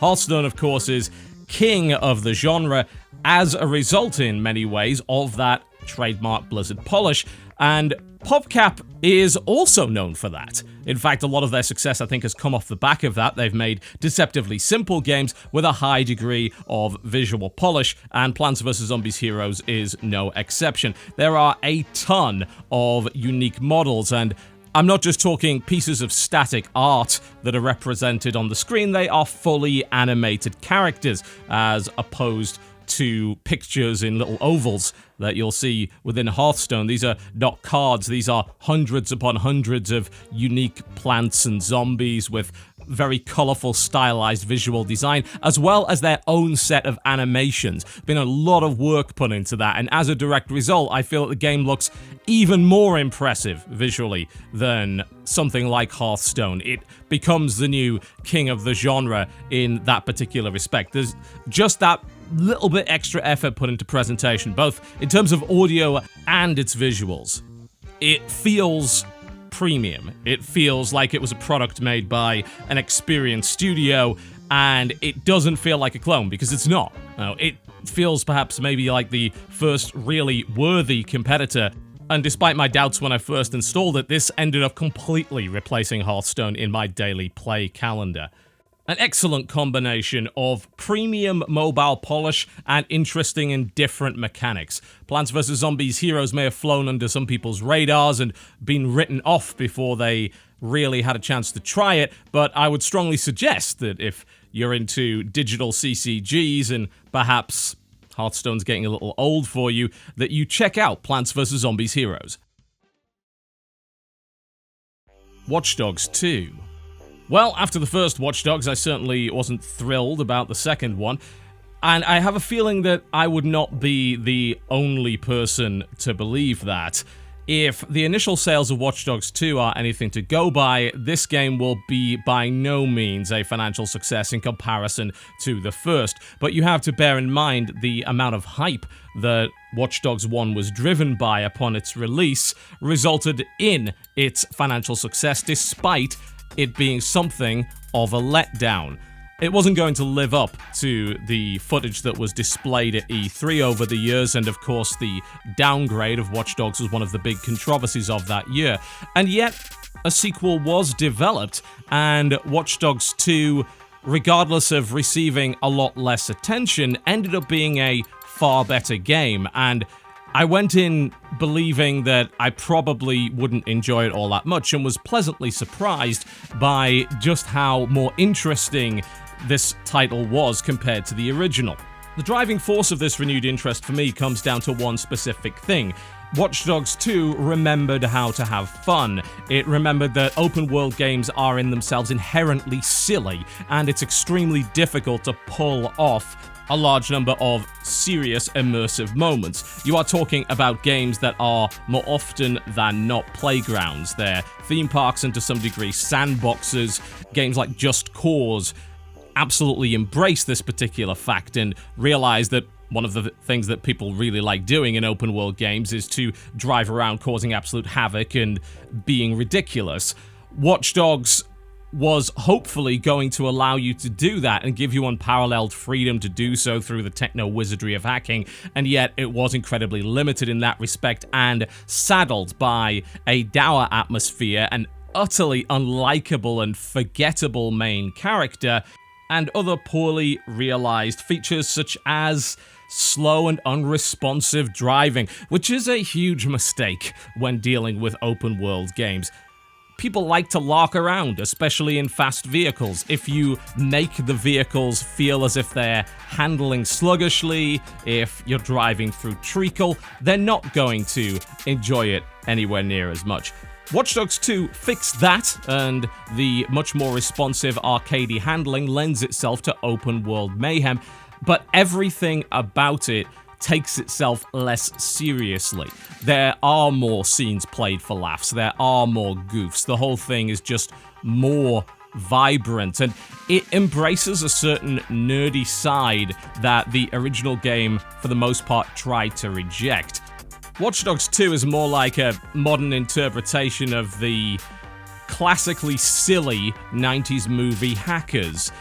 The ridiculously inaccurate representation of technology, how software works, and hacker culture within that movie, you would think would result in it being universally hated by those of us who are into that sort of thing, but in reality it garnered something of a cult following simply for being so out there and so ridiculous, and Watch Dogs 2 to some degree does that. You can tell that there's a genuine amount of nerd joy buried in there somewhere, and as a result, while it may certainly not be accurate at all, and occasionally cringeworthy, it at least knows how to have fun, and it recognizes that it is a video game, and the kind of people that would play it might enjoy that sort of thing.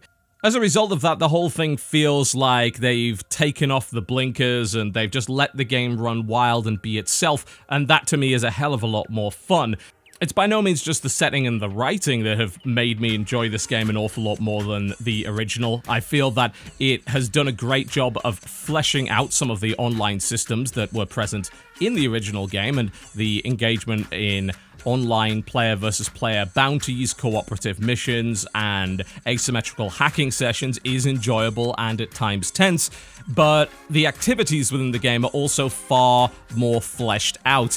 What would normally be considered distractions and mini-games have an awful lot more work put into them than you would necessarily expect from an open-world game. The Uber-style app, for instance, amusingly titled Driver San Francisco in a reference to another Ubisoft title, has a ton of work put into it, and each of the missions has both a set of requirements and a unique character with unique dialogue, story motivations, and each one of them feels like it's had a decent amount of work put into it. Combine that with a lot of online leaderboards, constant comparisons to how well you've done, and you'll find that as an open world game, as a theme park, as a sandbox full of fun things and toys to play with, there's an awful lot more fun than you might expect inside the box. As a purveyor of a great deal of perhaps more serious than they should be open world titles, Ubisoft has perhaps finally realized that maybe easing off a little bit on the grit and the edge can be beneficial and may suit some of their franchises an awful lot better. Watch Dogs 2 is an open world game that, to some extent, embraces the absurdity of open world games and makes it its own, and that to me is a far better realization on the promise of the original. Doom.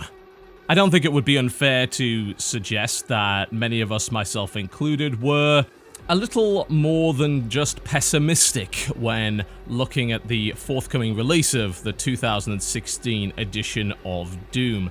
To be fair, our doubts were not necessarily misplaced or unjustified. The game had just come off a rather unsuccessful multiplayer beta in which the title had been swamped in negative feedback and reception. The multiplayer in particular had garnered some negative comparisons to the Halo franchise, and as Doom is very much at home on PC, quite a few people certainly did not appreciate that.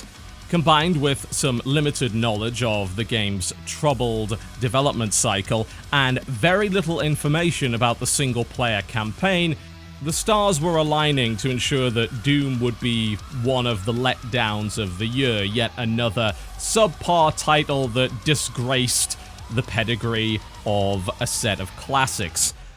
Well, how wrong we were, at least when it came to the campaign.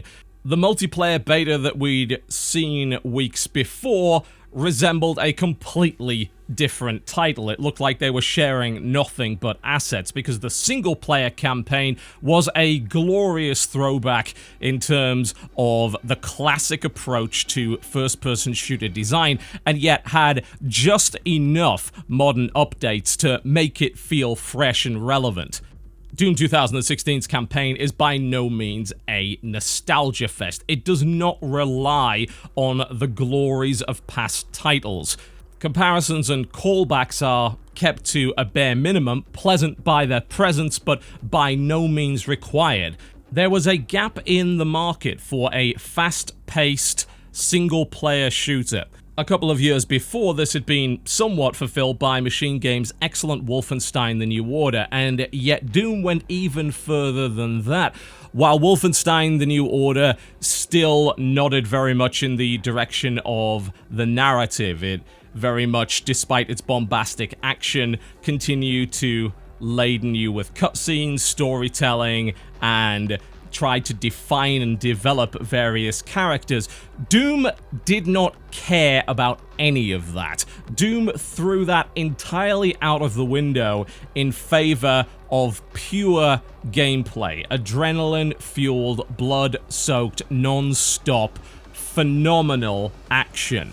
It's a callback to modern design philosophy when it comes to first-person shooter, and yet executed in a thoroughly modern way by some of the grand masters of the genre. In hindsight, I shouldn't have been as surprised as I was. I shouldn't have been as taken aback by the quality of it, because parts of the campaign had been shown previously. They hadn't been the emphasis of the marketing for Doom 2016, But honestly, a lot of us weren't really paying attention when they showed us the good stuff. We were more focused on the negative reaction to the multiplayer and engaging in that ever-enjoyable pessimism that often accompanies a modern revival of a storied classic from our childhoods. In the defense of the cynical, the actions of the publisher Bethesda did not help its case. The review copies for the game were kept under wraps until launch day, meaning that any real exposure to the true greatness of the campaign was held back. This could have very easily countered the negative feedback that resulted from the multiplayer beta. There was a very easy out for Bethesda when it came to reversing the flow of the PR negativity, and yet they decided not to do so. Is it any wonder then that many of us were pessimistic going into it? Maybe a bit more than we should be, but certainly by no means unjustified. My expectations for Doom's campaign were not exactly high. Even if they were, I feel that Doom 2016 would have surpassed them. That's how good the single-player campaign is. This is going to be a very high watermark over the next few years that's going to be very difficult to top. Icy. Well, upon first impressions, if you look at the screenshots and perhaps some of the video footage of Icy, you would say, well, I mean, that's a reasonable-looking anime brawler, I suppose. You've got a blue-haired robot girl, you've got a sword, a katana of some description, and you've got a bunch of enemies that are coming apart at the seams under an assault of rapid combo hits.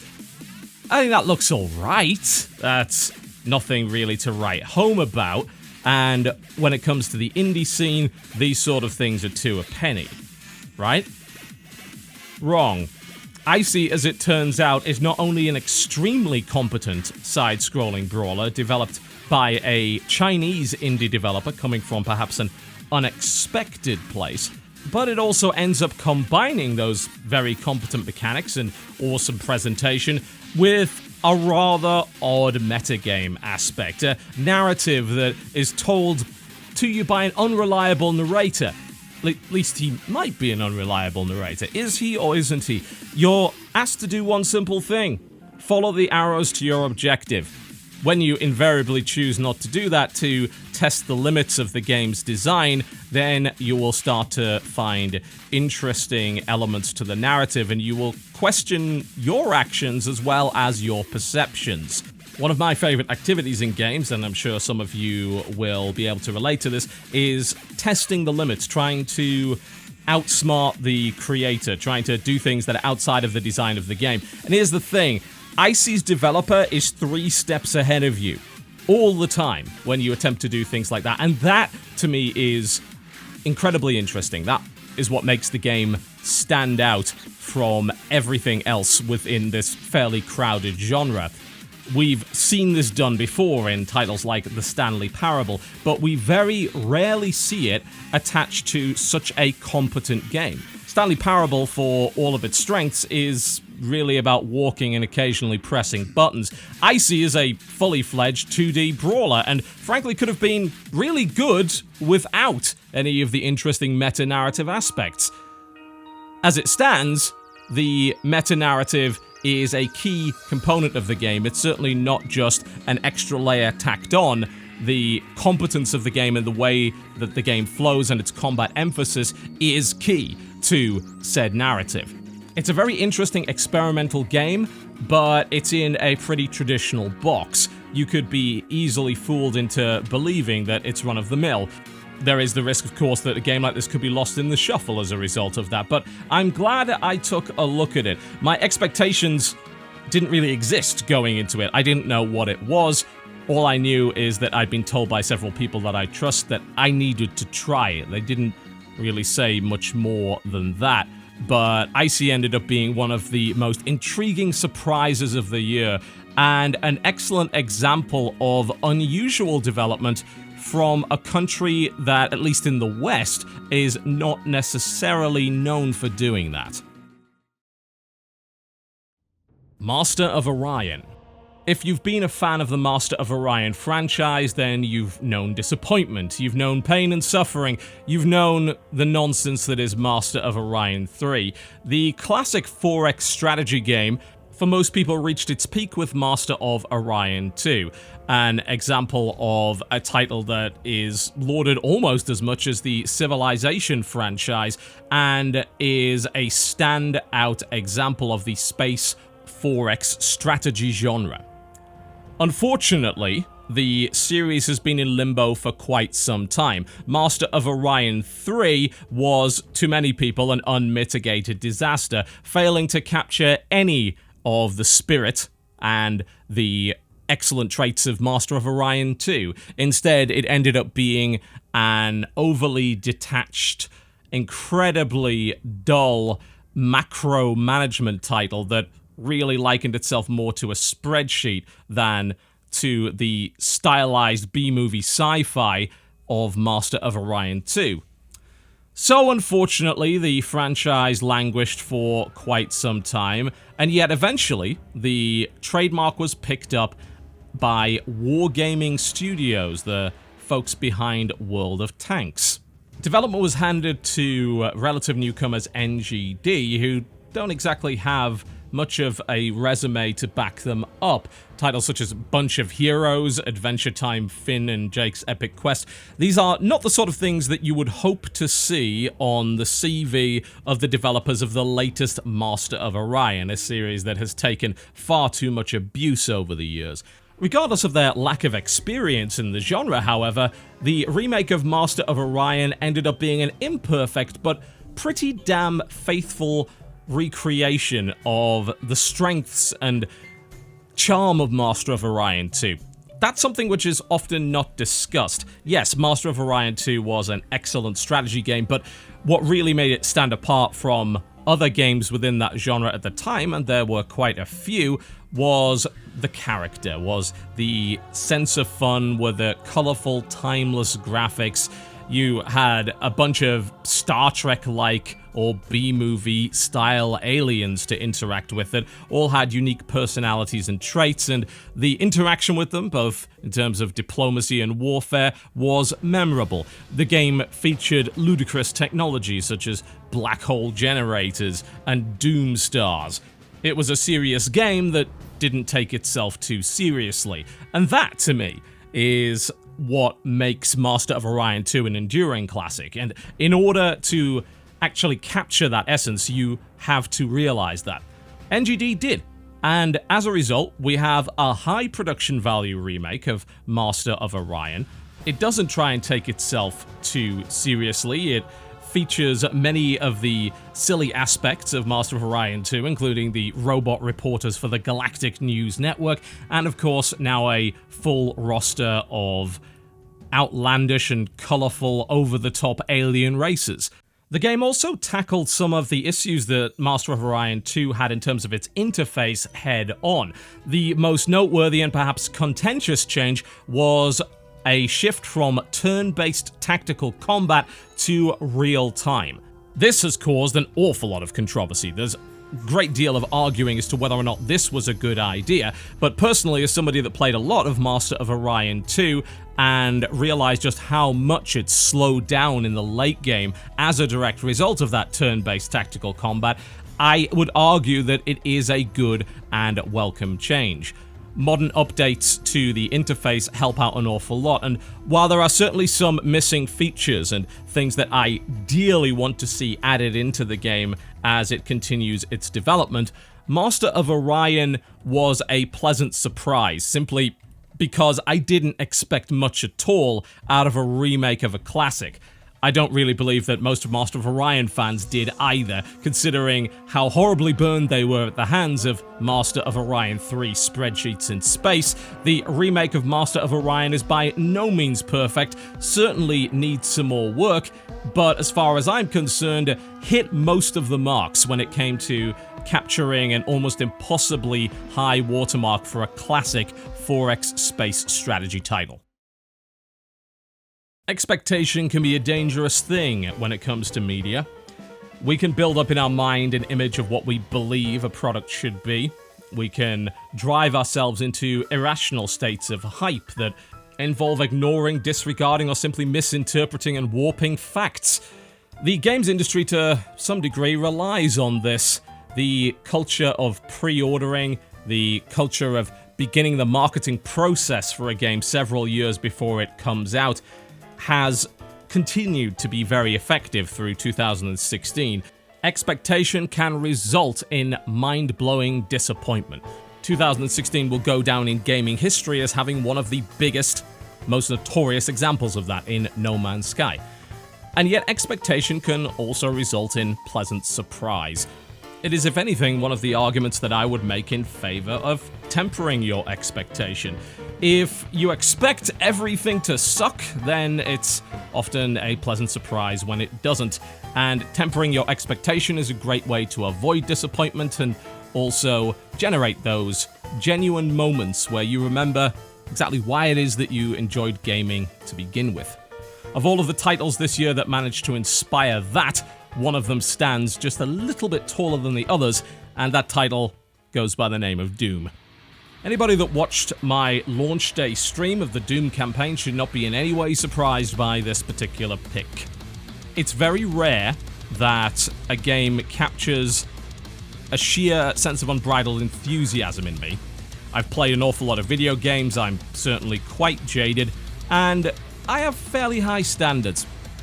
It's quite rare for a game to crack that outer shell of cynicism, and it's even rarer to inspire the sheer unbridled joy that something like Doom was able to generate.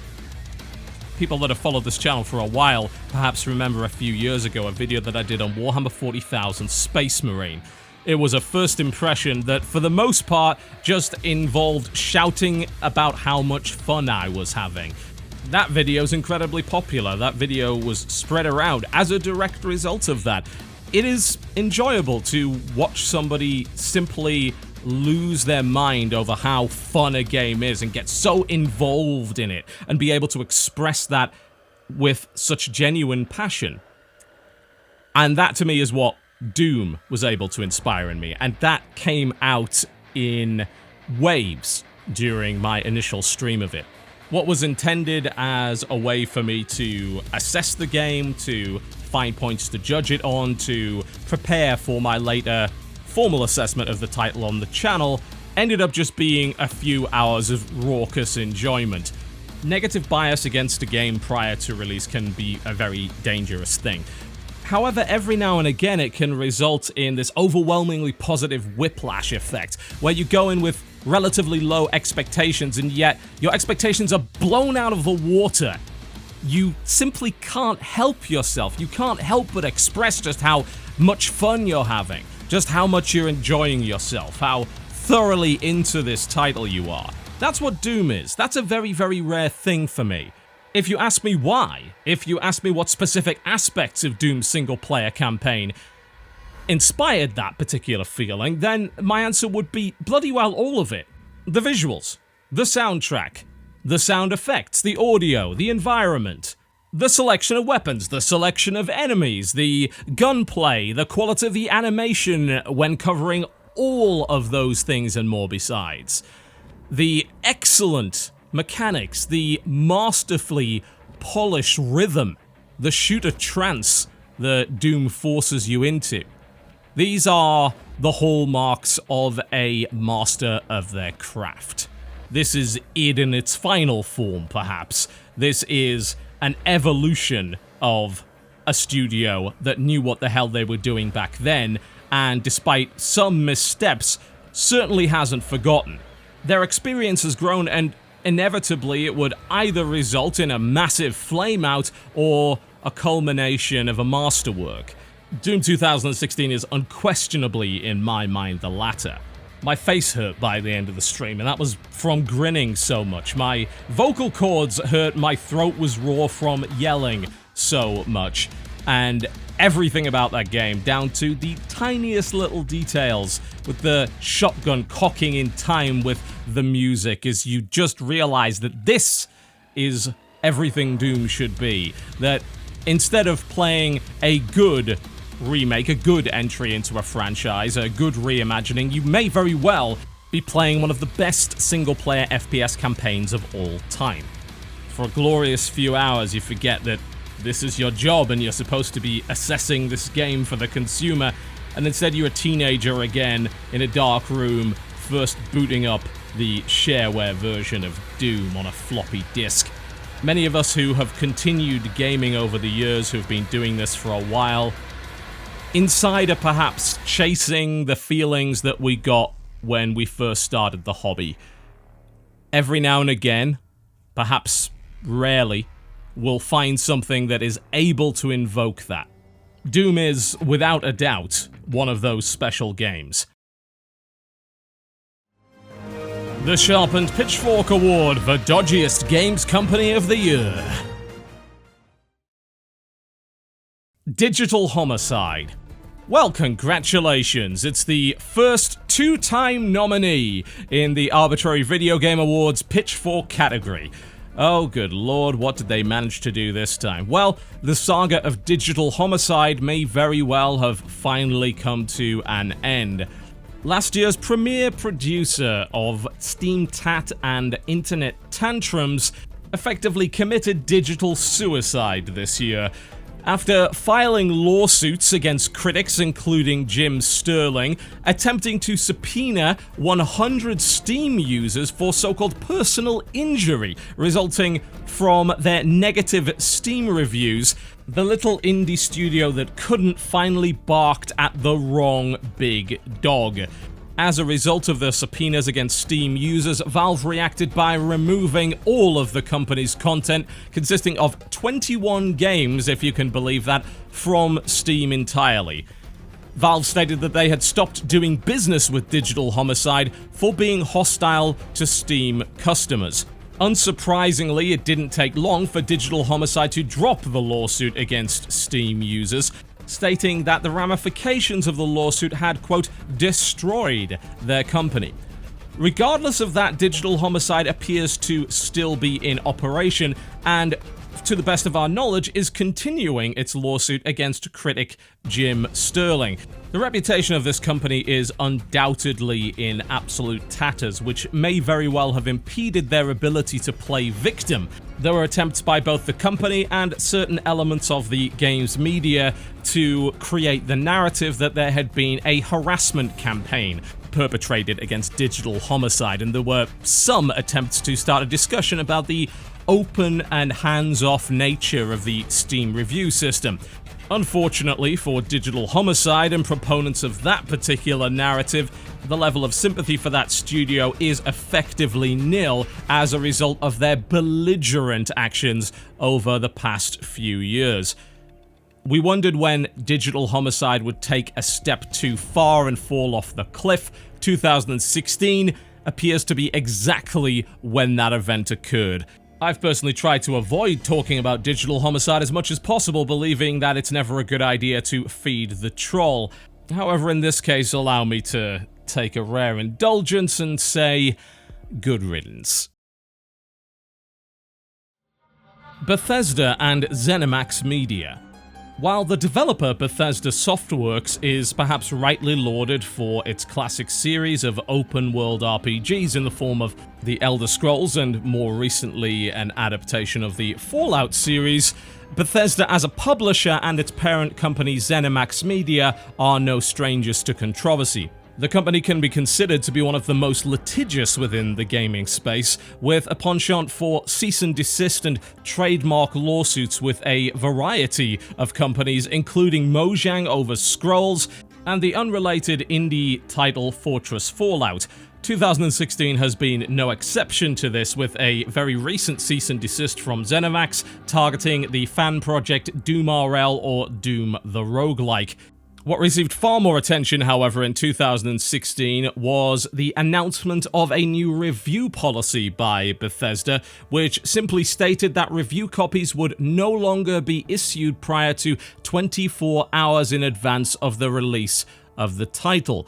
While this had likely been policy for a while, this was the first time that it had been officially confirmed, and the justifications, if you can call them that, for this particular policy were few and far between. The statement specifically said that they wanted everybody to experience the game at the same time.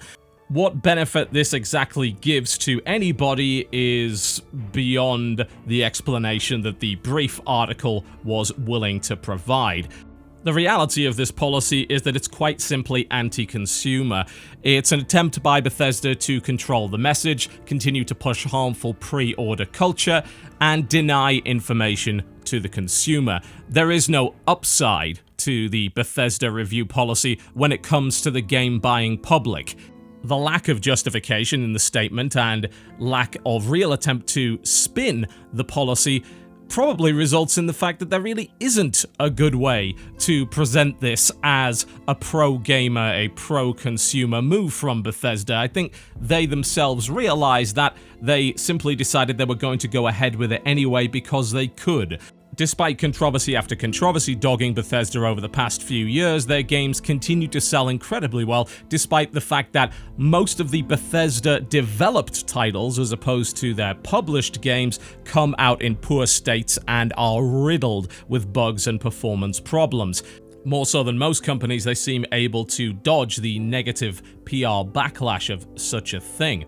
Now, while it's quite likely that this policy had been internal for quite some time, and my experience when it comes to receiving both Bethesda-developed and published titles with pre-release copies has aligned with that particular theory, this is the first time that we had been made publicly aware of this policy. As if to prove all the critics right, the first Bethesda-published release title after the public institution of this policy also happened to launch in an incredibly poor state and remains riddled with performance problems to this day. That game, of course, was Bethesda-published, Arcane-developed Dishonored 2. Unsurprisingly, this game was heavily pre-ordered, and yet it was kept out of the hands of the press prior to the release of the game. When it turned up on PC, it wouldn't run well on anything. Performance inconsistency was massive.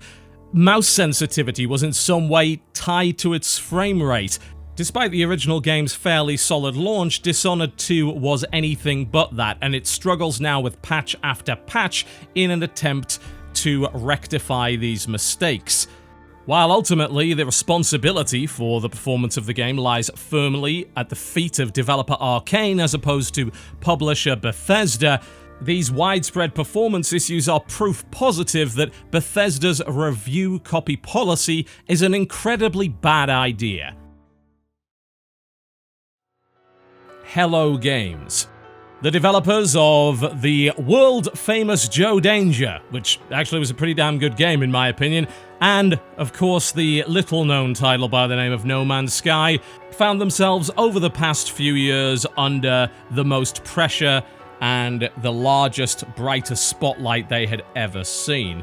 While you could certainly argue that the little studio bit off far more than it could chew and was unable to continue under the dazzling lights of worldwide attention, I don't think there's any real question that the product that was delivered at the end was nowhere near what had been initially promised. The incredibly lackluster release of No Man's Sky has perhaps forever tied the name of Hello Games to the concept of dishonesty. Defenders of the studio would claim that they were simply misinterpreted, that they'd bitten off more than they could chew, or that gamers' expectations were unrealistically high and based in fiction. However, there is no doubt in my mind that this simply isn't the case. The reality of it is that expectations and promises were put into the minds of gamers by Hello Games themselves and their representative, Sean Murray. Had the decision been made to be more transparent about the title, to give actual honest answers, to allow access to journalists for pre-release review code, then I have no doubt that the reception of No Man's Sky would have been less hostile, simply due to the fact that there would have been less unexpected whiplash, less unexpected disappointment on the part of millions of gamers. I spent a lengthy video analyzing the history of the lead up to No Man's Sky, the hype and the PR and marketing surrounding it, the initial footage that we'd seen, and I came to the unmistakable conclusion that dishonesty was in play, whether it be blatant lies such as the ability to see other players, or whether it be simply lies by omission. Hello Games adopted a deliberately vague policy when it came to describing their game and refused to be pinned down on the vast majority of actual features. When asked repeatedly what is No Man's Sky, their answers were evasive, and really that should have set off more alarm bells in the heads of people than it actually did. Regardless of this, while you could view Hello Games with a degree of sympathy, there is no doubt that Hello Games dishonestly represented an incredibly lackluster product and ran away with millions of consumer dollars on the back of it. To add insult to injury, a few tweets on the release day were followed by months and months of absolute silence.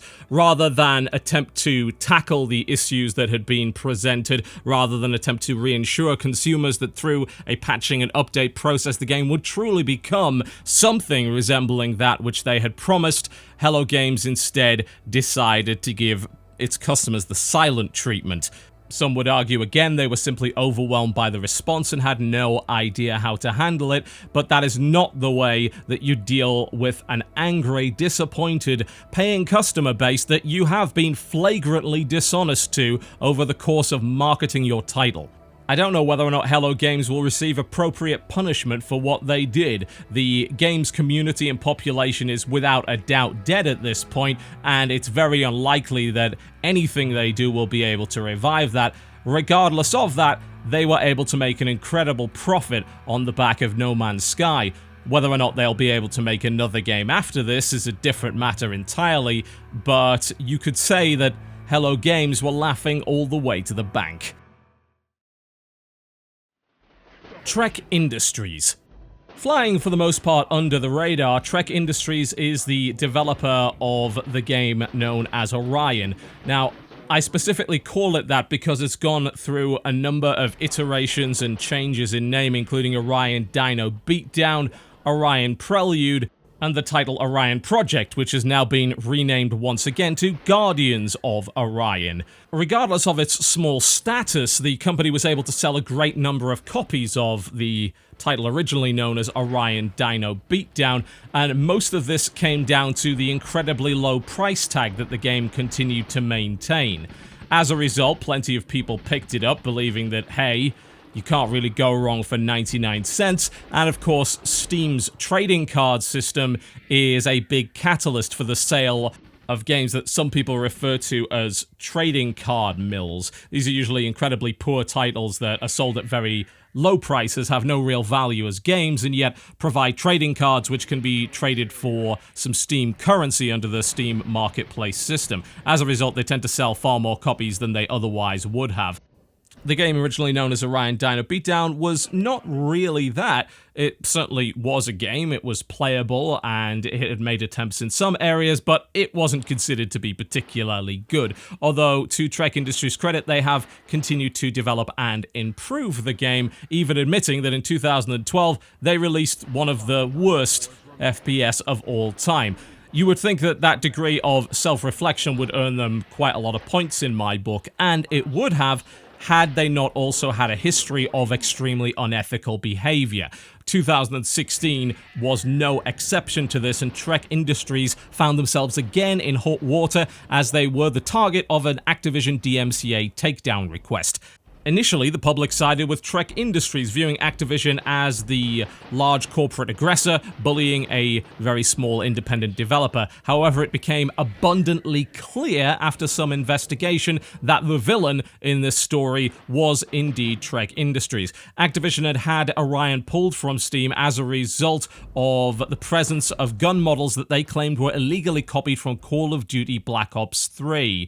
Trek Industries vigorously denied this and started a number of hashtag campaigns in order to attempt to garner sympathy, which worked for a brief time and probably would have continued to work if it were not for pesky comparison shots that very clearly showed that gun designs had been lifted, in some cases whole cloth, from Black Ops 3. These were not merely guns inspired by the popular shooter, no. It was obvious that components and entire sections of the art assets had been lifted in their entirety from Call of Duty. It's worth bearing in mind, of course, that these were fictional sci-fi weapons as opposed to representations of real-life guns, which would have been a different matter entirely. This is by no means an isolated incident for Trek Industries, no.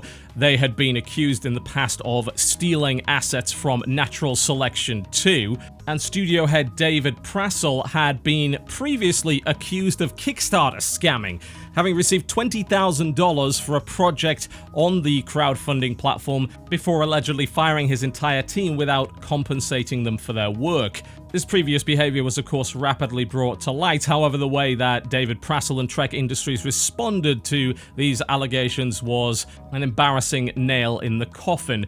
David Prassel attempted to start an Indiegogo crowdfunding campaign, claiming that he wanted to allow gamers to support game developers who support their fans. It was a fairly blatant attempt to exploit what remained of the sympathy for the studio, and as it turns out, that doesn't really amount to all that much, with some of the money being donated to the company by the company themselves. While claiming that Trek Industries would not pursue legal action against Activision, the company publicly issued threats against those who would continue to spread, quote, malicious falsehoods. They would later claim that David Prassel's Reddit account was hacked. Prassel would go on to post a tirade on the Steam forums, bemoaning the state of the games industry, its unfairness, and continuing to attempt to generate a sympathy campaign. The victimhood narrative, unfortunately, did not resonate with anyone outside of the game's small, rabid fanbase, and the saga ended in something of a bizarre tone after Prassel banned himself from the game's own Steam forums. A moment perhaps of self-realization for somebody that had come to his senses. Unfortunately, the history of Trek Industries is one that is very difficult to ignore and even harder to forgive. It's entirely possible, and indeed, in my opinion, quite likely, that Prassel feels genuine remorse for his actions, and as it turns out, the current iteration of Orion is far from being a bad game, although certainly not a good one either.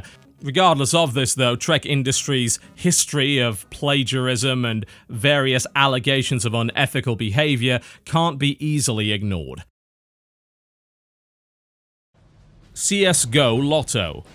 In 2016, the story broke that a CSGO skin betting and gambling site that had been frequently promoted by popular YouTubers Pro Syndicate and T Martin was in fact owned by the YouTubers themselves.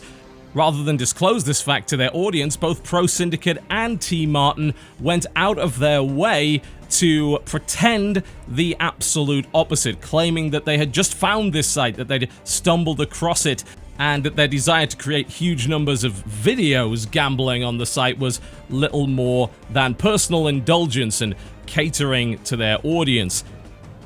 As it turned out, however, both Pro Syndicate and T Martin were founders of CSGO Lotto, and after this fact had been exposed by YouTuber Honor the Call, T Martin continued to dig himself further into a hole and attempting to explain away the situation. He claimed that CSGO Lotto had merely paid his company T Martin Enterprise for promotion.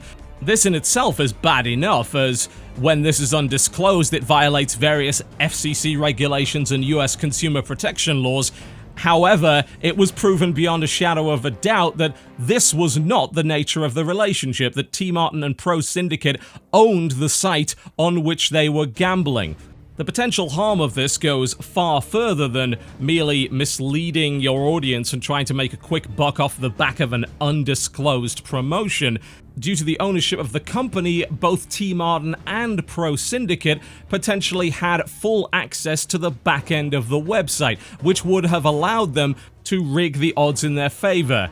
I don't believe any real explanation is required as to why that is a bad idea, and there are reasons why tampering with the gambling process is heavily regulated in the United States. Both T. Martin and Pro Syndicate had posted various videos promoting the site and showing the process of gambling and supposedly winning fairly large pots. There is no way to verify just how legitimate these particular bets actually were, considering the level of access that both of these YouTubers had. And of course, none of that was disclosed.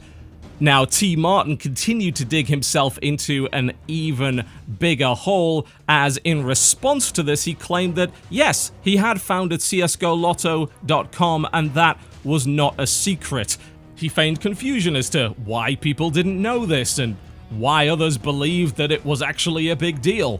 He accused his critics of false accusations and slander. He followed this up with a now notorious video that has since been deleted, attempting to garner sympathy from his audience and claiming that he had done nothing wrong.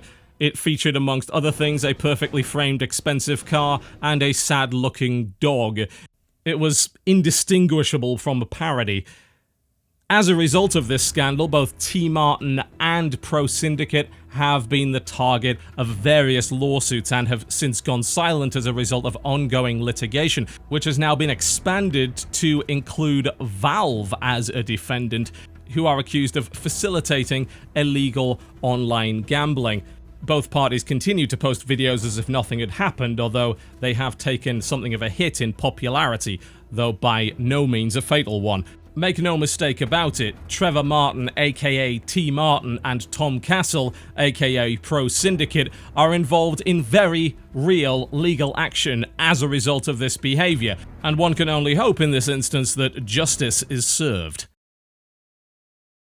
I don't think we're going to have a year where there isn't plentiful fodder for this particular category of the Arbitrary Awards. Whether or not that's a sad reflection of the state of this industry, or simply a mirror of other older forms of media, remains to be seen. Regardless of that, it remains imperative that consumers and the media that covers the industry remains vigilant against anti-consumer behavior, dishonesty, and damaging industry practices. All of these companies, without a doubt, deserve to be dragged through the mud and put through the ringer as a result of their behavior. However, I think that the most egregious of them all has got to be CSGO Lotto. Trevor Martin and Tom Castle are guilty of many things. They are guilty of a fairly common sin in the games industry, that of dishonesty. And yet, the impact of what they did goes far beyond showing a fancy trailer that doesn't represent the final product. It goes far beyond releasing a buggy video game. It goes far beyond lying to a potential consumer base and possibly conning them out of $60 for a game that isn't up to snuff. What they did is thoroughly exploit and betray the trust of a young audience, an impressionable audience that looked up to them as examples of how to behave. It goes beyond even that. This isn't merely bad behavior. This isn't merely lying to your audience. It's attempting to deliberately exploit them by drawing them in to a shady industry involving what is without question online gambling, while appealing to an underaged audience in order to do so. Make no mistake about it, the primary demographic of both T. Martin and Pro Syndicate consists of young people, consists of people that are certainly not the legal age to gamble, and are, of course, not the sort of people that could take responsibility for doing so in the first place. These are very easily influenced people. These are very impressionable people, and gambling is a heavily regulated legal vice with age restrictions for a very good reason. Regardless of your opinion on gambling in general, you cannot deny that marketing digital gambling with real money for digital items that have real-world value to an underage audience, especially while not disclosing the fact that you own the company that is profiting from it in the first place, is not only thoroughly unethical, but disgustingly immoral. It is a depth of corruption that I hoped we'd never see on YouTube. We discuss quite frequently the unethical behavior of, say, media organizations in our industry, or indeed games developers and publishers. But this year, more so than anything, the news has been firmly focused, and rightly so, on the corrupt behavior of independent YouTube creators. This has been something of a Wild West for a while, and there was no doubt that we would hear of further corruption and unethical behavior on this platform. I've been covering it now for years. Scandals such as XB1, M13. We've known that certain YouTubers are willing to sacrifice their integrity and bend the rules for a profit. But never, I think, have we seen such a flagrant example of almost certainly illegal behavior, absolutely unethical behavior, unbelievably dishonest behavior, and such a massive betrayal of trust with no regard to the potential havoc that such behavior could generate in the long term. Indeed, this has thoroughly ignited the discussion in regards to online gambling and skin betting. Valve themselves has been dragged into both the discussion and the legal process, and no doubt we will see statements and regulation from governing bodies over the next couple of years, and one of the catalysts for that will be this case. The absolutely disgusting and unforgivable behavior of Team Martin and Pro Syndicate should not ever be forgotten. It should be a constant reminder to not idolize those that use this platform and not trust what they say in regards to promoting companies and services at face value.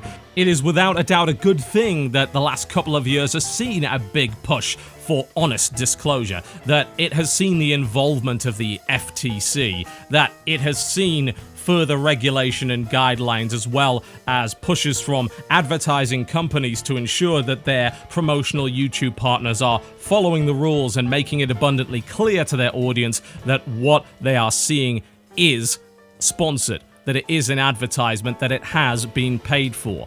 If there was ever a question of the importance of that, if there was ever a question of the damage that not following those rules can do, and the sheer depths that some people are willing to stoop to make a quick buck, then the actions of Team Martin and Pro Syndicate with CSGO Lotto should serve as a permanent proof positive of that fact.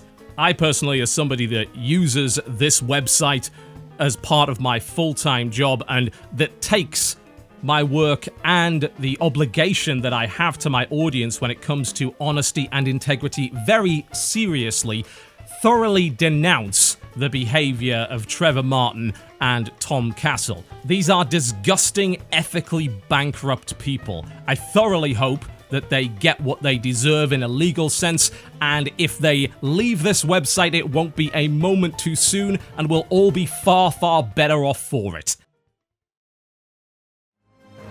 The Never Too Late Award for Most Improved Title of 2016.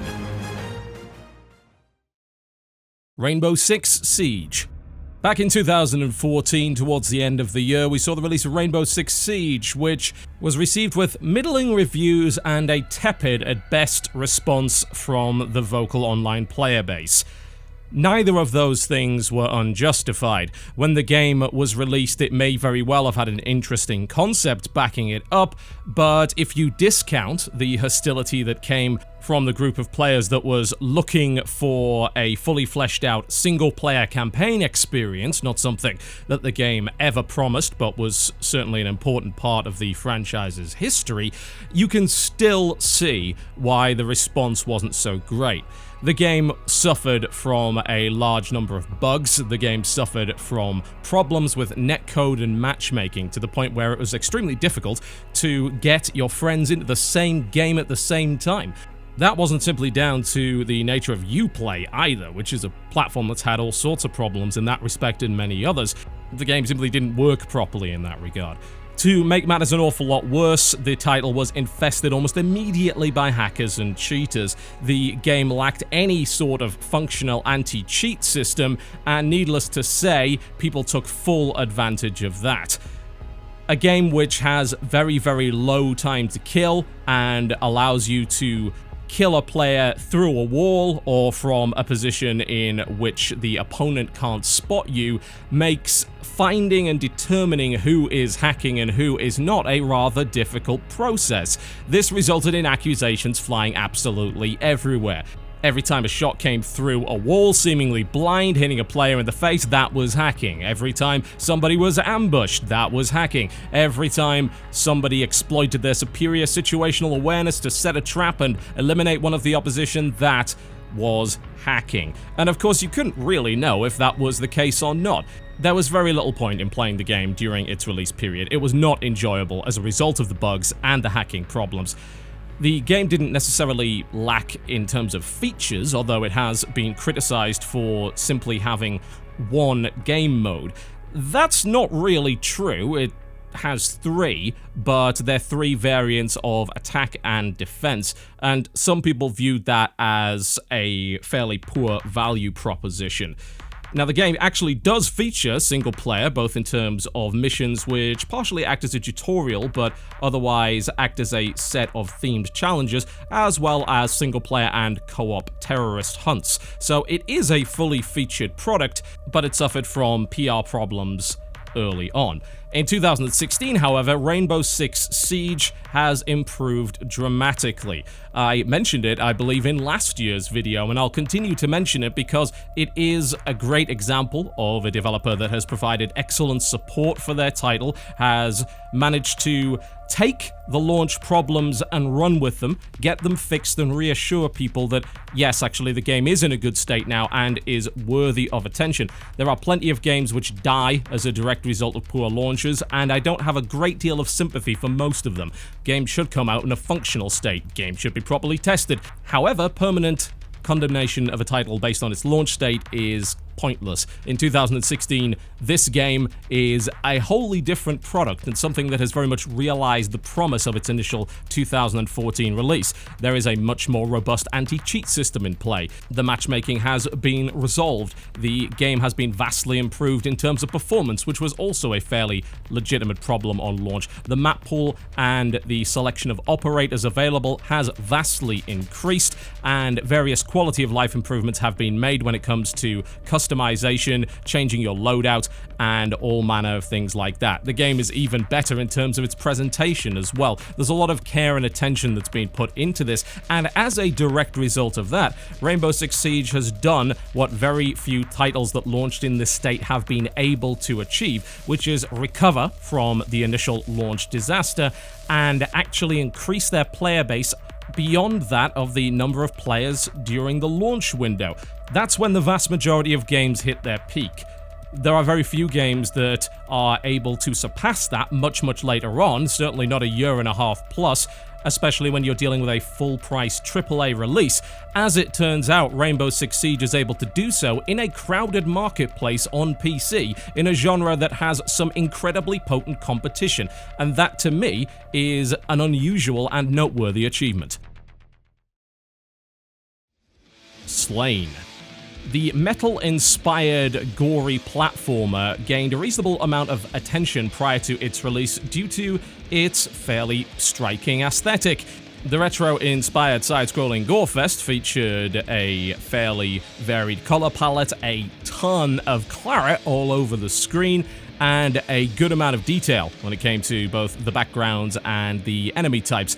Unfortunately, when the game was released, it turned out that while it was something of a looker and has a reasonable soundtrack, it simply didn't play well whatsoever. The game completely lacked any form of counter or blocking system, resulting in combat that boiled down to nothing more than mashing the attack button over and over again in a hope that you would stun lock your enemy, usually by getting them stuck in some form of terrain.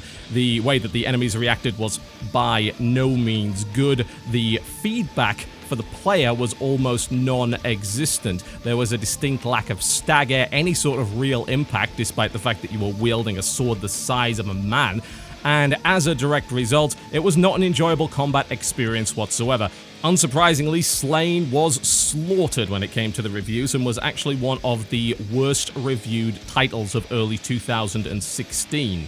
The title by Andy Gilmore was for the most part a one-man band operation, and you'd expect a indie title with a lack of funding to simply disappear.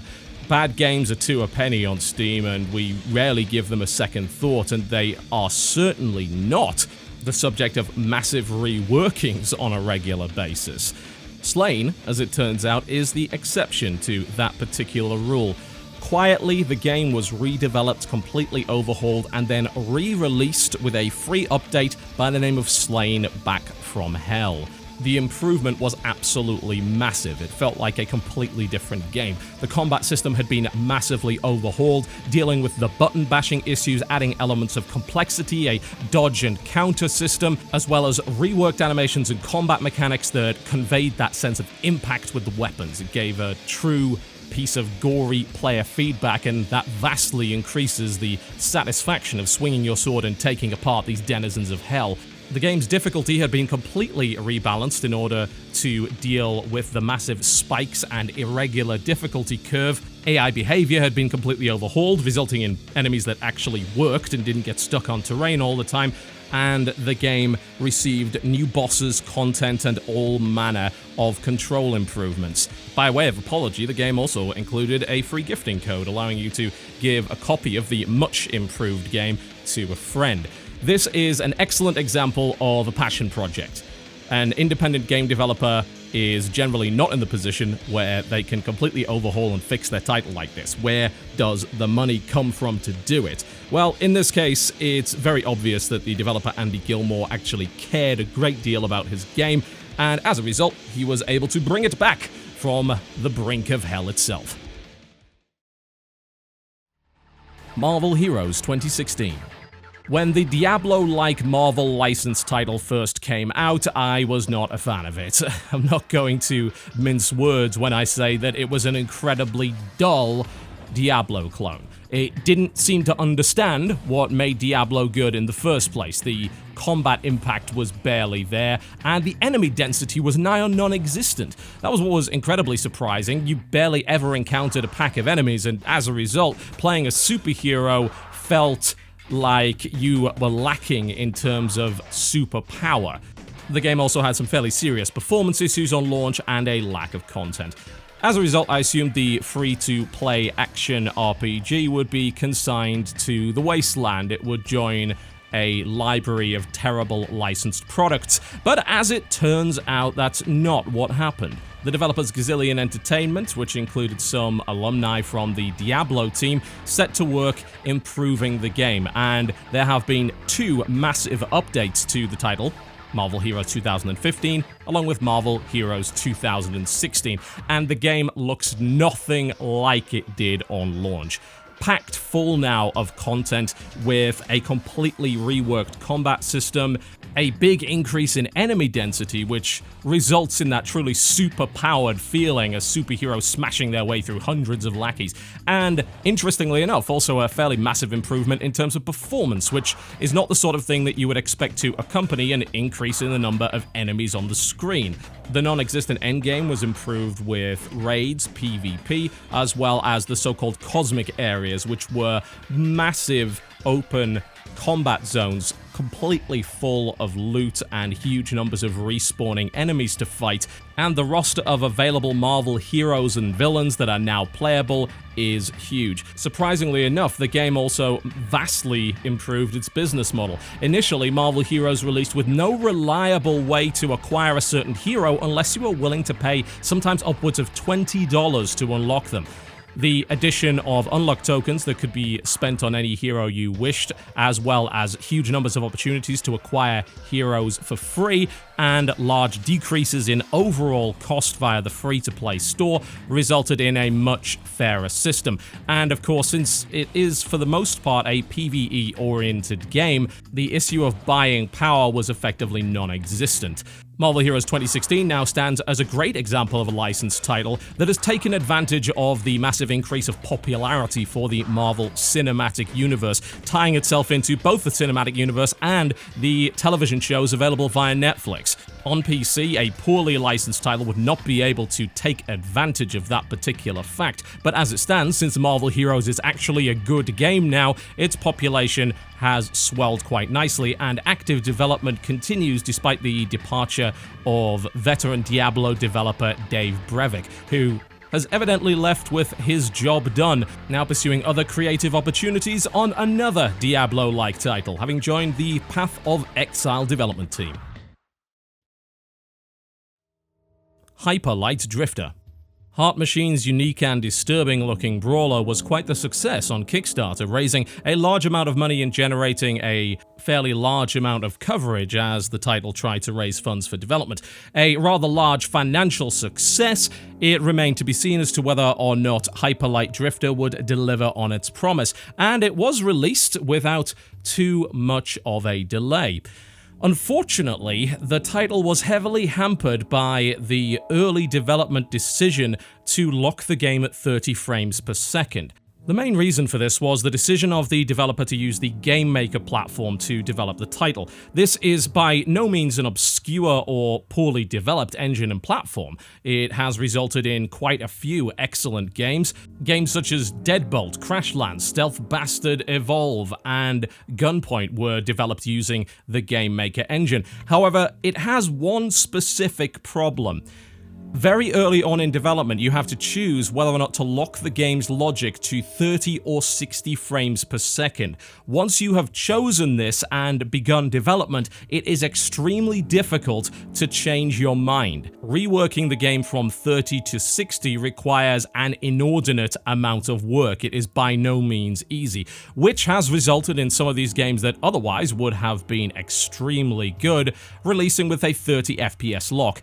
Now, considering that this particular engine is often used for 2D platformers or brawlers, you can probably imagine that 30 frames per second is not a very suitable frame rate at all. Bear in mind, of course, the classic titles of the genre, such as Super Mario Bros., ran at 60 frames per second, and you could certainly feel that. Now, when you apply that to a brawler like Hyper Light Drifter that involves tough combat encounters and a big focus on precision dodging, you can imagine that the game suffers greatly as a result of that frame rate lock. Now, bearing in mind that the title was based on Game Engine, there was little expectation that Hyper Light Drifter would ever receive an upgrade to 60 frames per second, and as a result, I, despite being a backer of the project, decided not to play it. Some might view this as a fairly petty move, but I've made it clear on multiple occasions that I do prioritize good frame rate, and when it comes to genres like that, it's particularly important. It's always going to be important to a greater or lesser extent. A greater frame rate is always objectively better, but with a genre like that, it's really important, and it greatly affects my ability to enjoy the game. So imagine my surprise when the impossible was made possible. The developer Heart Machine, despite not having at their disposal a large development team and really having very little financial incentive to do so, went back and spent months upon months completely redoing the game to run at 60 frames per second. And what a difference 30 extra frames makes. The game already looked great, and now it feels great as well. The dodging feels far more precise. The combat, frantic, fluid, and precise. This disturbing world now has a combat system to match up with it. It now has the gameplay to match up with it. And really, if you think about it, that gameplay was simply being held hostage. It wasn't like it hadn't been included in the first place. The mechanics were fine. They were simply hobbled. The albatross around the neck was the frame rate as it is with so many other titles, and thankfully an easy fix, which was in reality a ton of work, is what was required in my eyes to bring Hyper Light Drifter from the state that it was at launch to its true potential. World of Warcraft Legion. This is hardly a bad game. It was never a bad game. It's one of the most, if not the most, successful MMO of all time. It's developed by Blizzard Entertainment. It is universally regarded with praise. However, MMOs are constantly evolving, more so than any other genre. And as a result, if you wish to hold on to your 10-year-long loyal player base, if you wish to keep people playing for that long and continuing to spend money on subscriptions, you've got to make changes.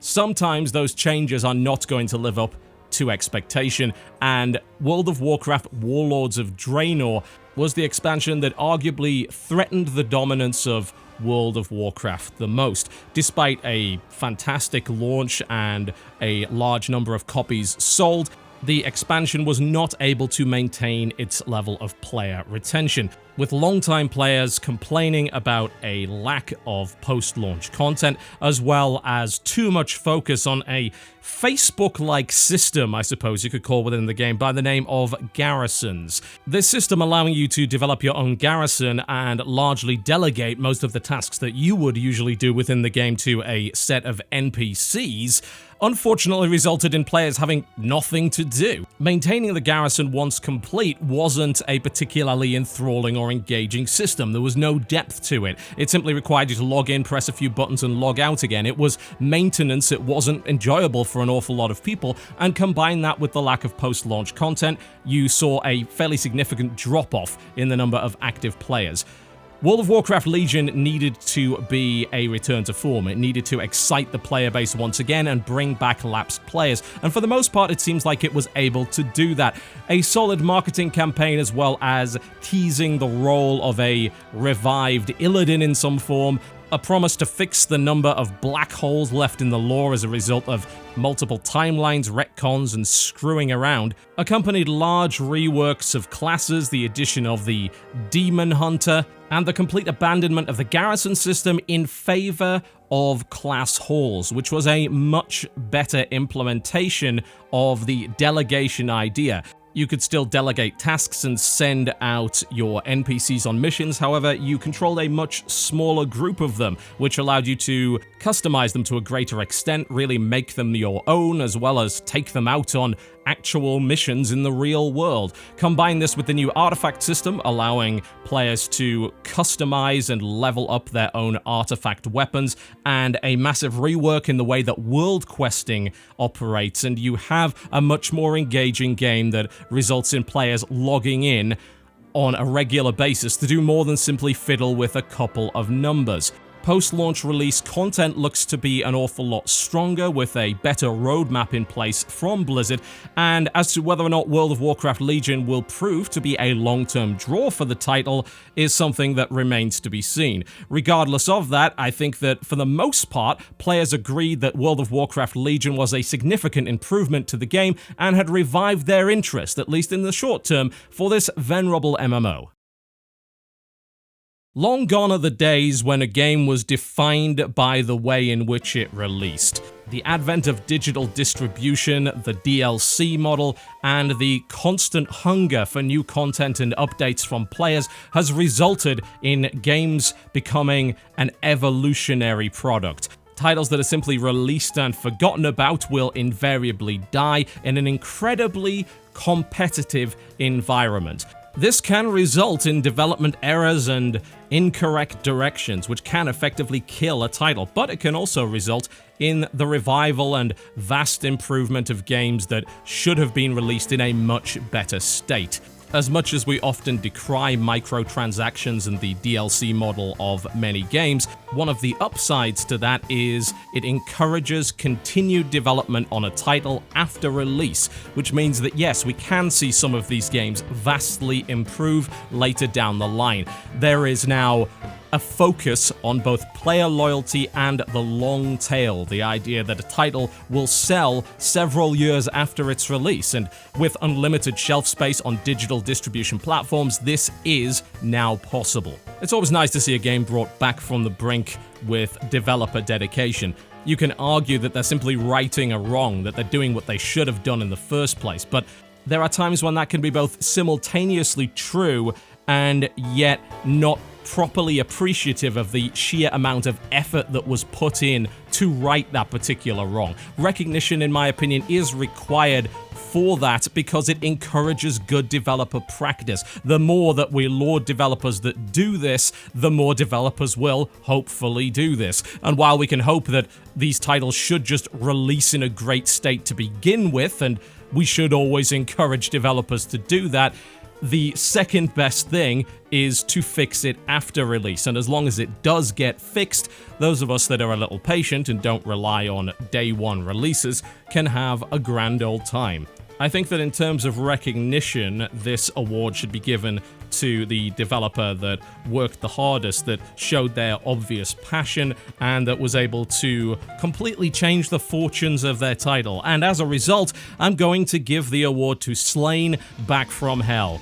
The other titles on this list were reasonably good when they released. They had a lot of problems, don't get me wrong, but they were reasonable titles. They weren't a complete disaster, whereas Slain undoubtedly was. It was hammered in reviews for a good reason. It received incredibly poor feedback at launch as a result of simple design mistakes. It wasn't a very good video game, it was a bad video game. In 99% of cases, when a bad video game comes out like that from an indie dev on Steam, it just disappears. It is consigned to the memory hole. We will never hear from it again, and it's probably for the best. In this case, though, I'm incredibly glad that the developer was able to turn around the fortunes of the title. He was able to take criticism, he was able to derive some value from that criticism, and rather than just calling it a day and giving up and moving on, he took what was obviously his passion and completely reworked it. He transformed it into the game that it should have been in the first place. As a result, Slain is a very easy title to recommend. An enjoyable, bloody, metal-inspired 2D combat experience that went from being one of the worst examples of the genre and easily forgettable to one of the best. I'm glad that this game wasn't consigned to the black hole never to be seen again, because it had some interesting aspects, including, of course, its awesome aesthetic. It would be a real shame to see that accompanied by poor gameplay, and that's exactly what happened on the release of Slain. Now, however, Slain has made its way back from hell, and while it may not be practical or feasible for every small indie dev to do this to their title, to put this amount of work in post-launch, it's great when they do, and what a shining example of rescuing your game from the brink of disaster. The Anti-Consumer Award for gaming's biggest little problem. Steam's lack of quality control. This is hardly a new issue, but the reality of it is that it has never been worse than 2016. Here's a little statistic for you. In 2016, 40% of Steam's total library was released. Bear in mind that Steam has been around now for a decade, and yet 40% of its games library was released in a single year. Now, do you think that means that the games industry is simply booming? That there is a much larger customer base, so there is a demand for more and more titles to fill the desire of that huge group of people? No, that is absolutely not the reason. I certainly don't imagine that you noticed there were 4,207 new games released on Steam this year. I don't think so. Do you feel as if you were offered a greater degree of choice this year than ever before via that platform? Probably not, because the majority of those games were a waste of space. These are asset flips, these are terrible mobile ports, these are clones of clones, these are terrible amateur games developed on zero budget. These are titles that were developed for no other reason than to sell a few copies on the back of their trading cards.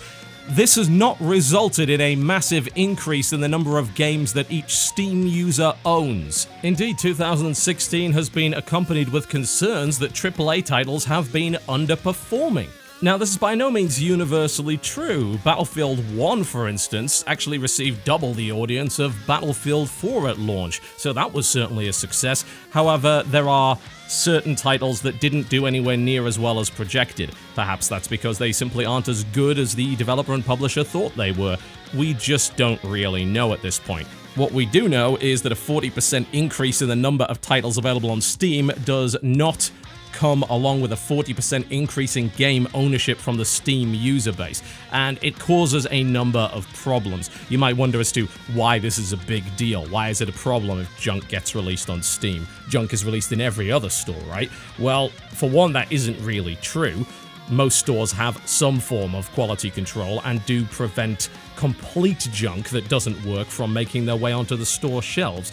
If, in fact, it does manage to make it there, it's usually subject to refunds and a recall. It's cleared off the shelves very quickly. These stores do a form of gatekeeping. Steam, as it turns out, doesn't really seem to do any of that. It's incredibly rare to see a game removed from the platform, and that's usually due to a direct conflict with Valve themselves. An example, of course, being the removal of Digital Homicides games after they attempted to sue Valve for information. What it does do is create a huge discoverability problem. It makes it a lot more difficult to find good games on Steam. It means that games are competing for increasingly limited spotlight space. They're looking to show themselves off to the audience. They're looking to get exposure, discoverability, and visibility, and they're not really able to do that as a result of a huge flood of titles making their way onto the platform. Valve seems to have absolutely no interest in limiting the number of games that will end up on Steam. They have done nothing about the blatant rip-offs, asset flips, copyright infringement, and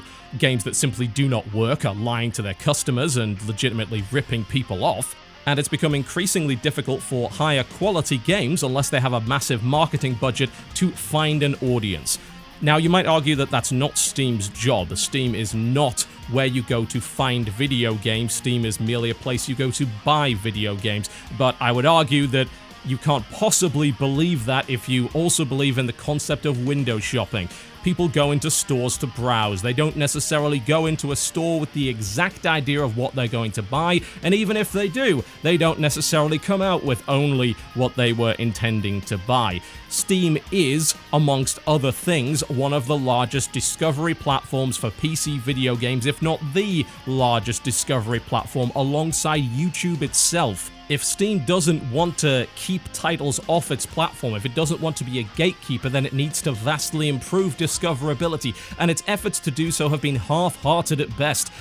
I'm the top curator on Steam right now, by a country mile. My curator page is massive, and I also happen to own the Frame Rate Police, which is another top 10 curator on Steam. And the fact of the matter is that maintaining that curation page is incredibly difficult, and the feature set has not been properly updated since its inception almost 3 years ago. The recent update to the curator system has barely solved any of the problems whatsoever. There are a huge number of lacking features. It's very difficult to properly maintain on a regular basis, and it's resulted in quite a few curators actually abandoning the system. They can't be bothered to do it anymore. A potential user-curated fix to Valve's discovery problem is being hobbled by the lack of power behind the system and the poor design choices. It seems that nobody at Valve actually cares about the curator system and can't be bothered to really make it as powerful as it needs to be. This is something that's going to affect developers going forward, and it's certainly affected consumers as well, as it's far more likely that you're going to waste money on an absolute stinker and be misled by somebody looking to make a quick buck. That could shake confidence from consumers going into 2017 when it comes to using this system, and it's certainly by no means helping the legitimate developers that are trying to make money on the platform. Season passes. The concept of the season pass is a fairly ridiculous one. It involves committing to spending a certain amount of money on content that you haven't played yet, also assuming that you will continue to play the game that the content was reliant upon in the first place. You're not buying a new game with the season pass, you're buying updates to an existing game that will appear at some point in the future. You're prepaying for something that you really don't have enough information about to make an informed purchase decision. As a result, it's a pretty damn terrible business practice, and it boggles my mind that people continue to buy into it.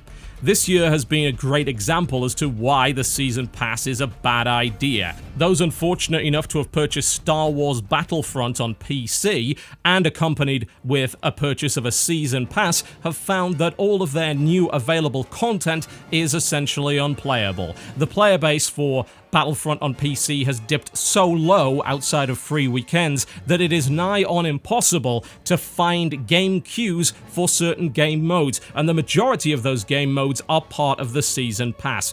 Needless to say, it is an utterly terrible idea to put maps behind a Season Pass wall. Selling maps as DLC splits the community inherently, and when the player base reaches a certain small number, you are no longer able to find games within the DLC that you've bought.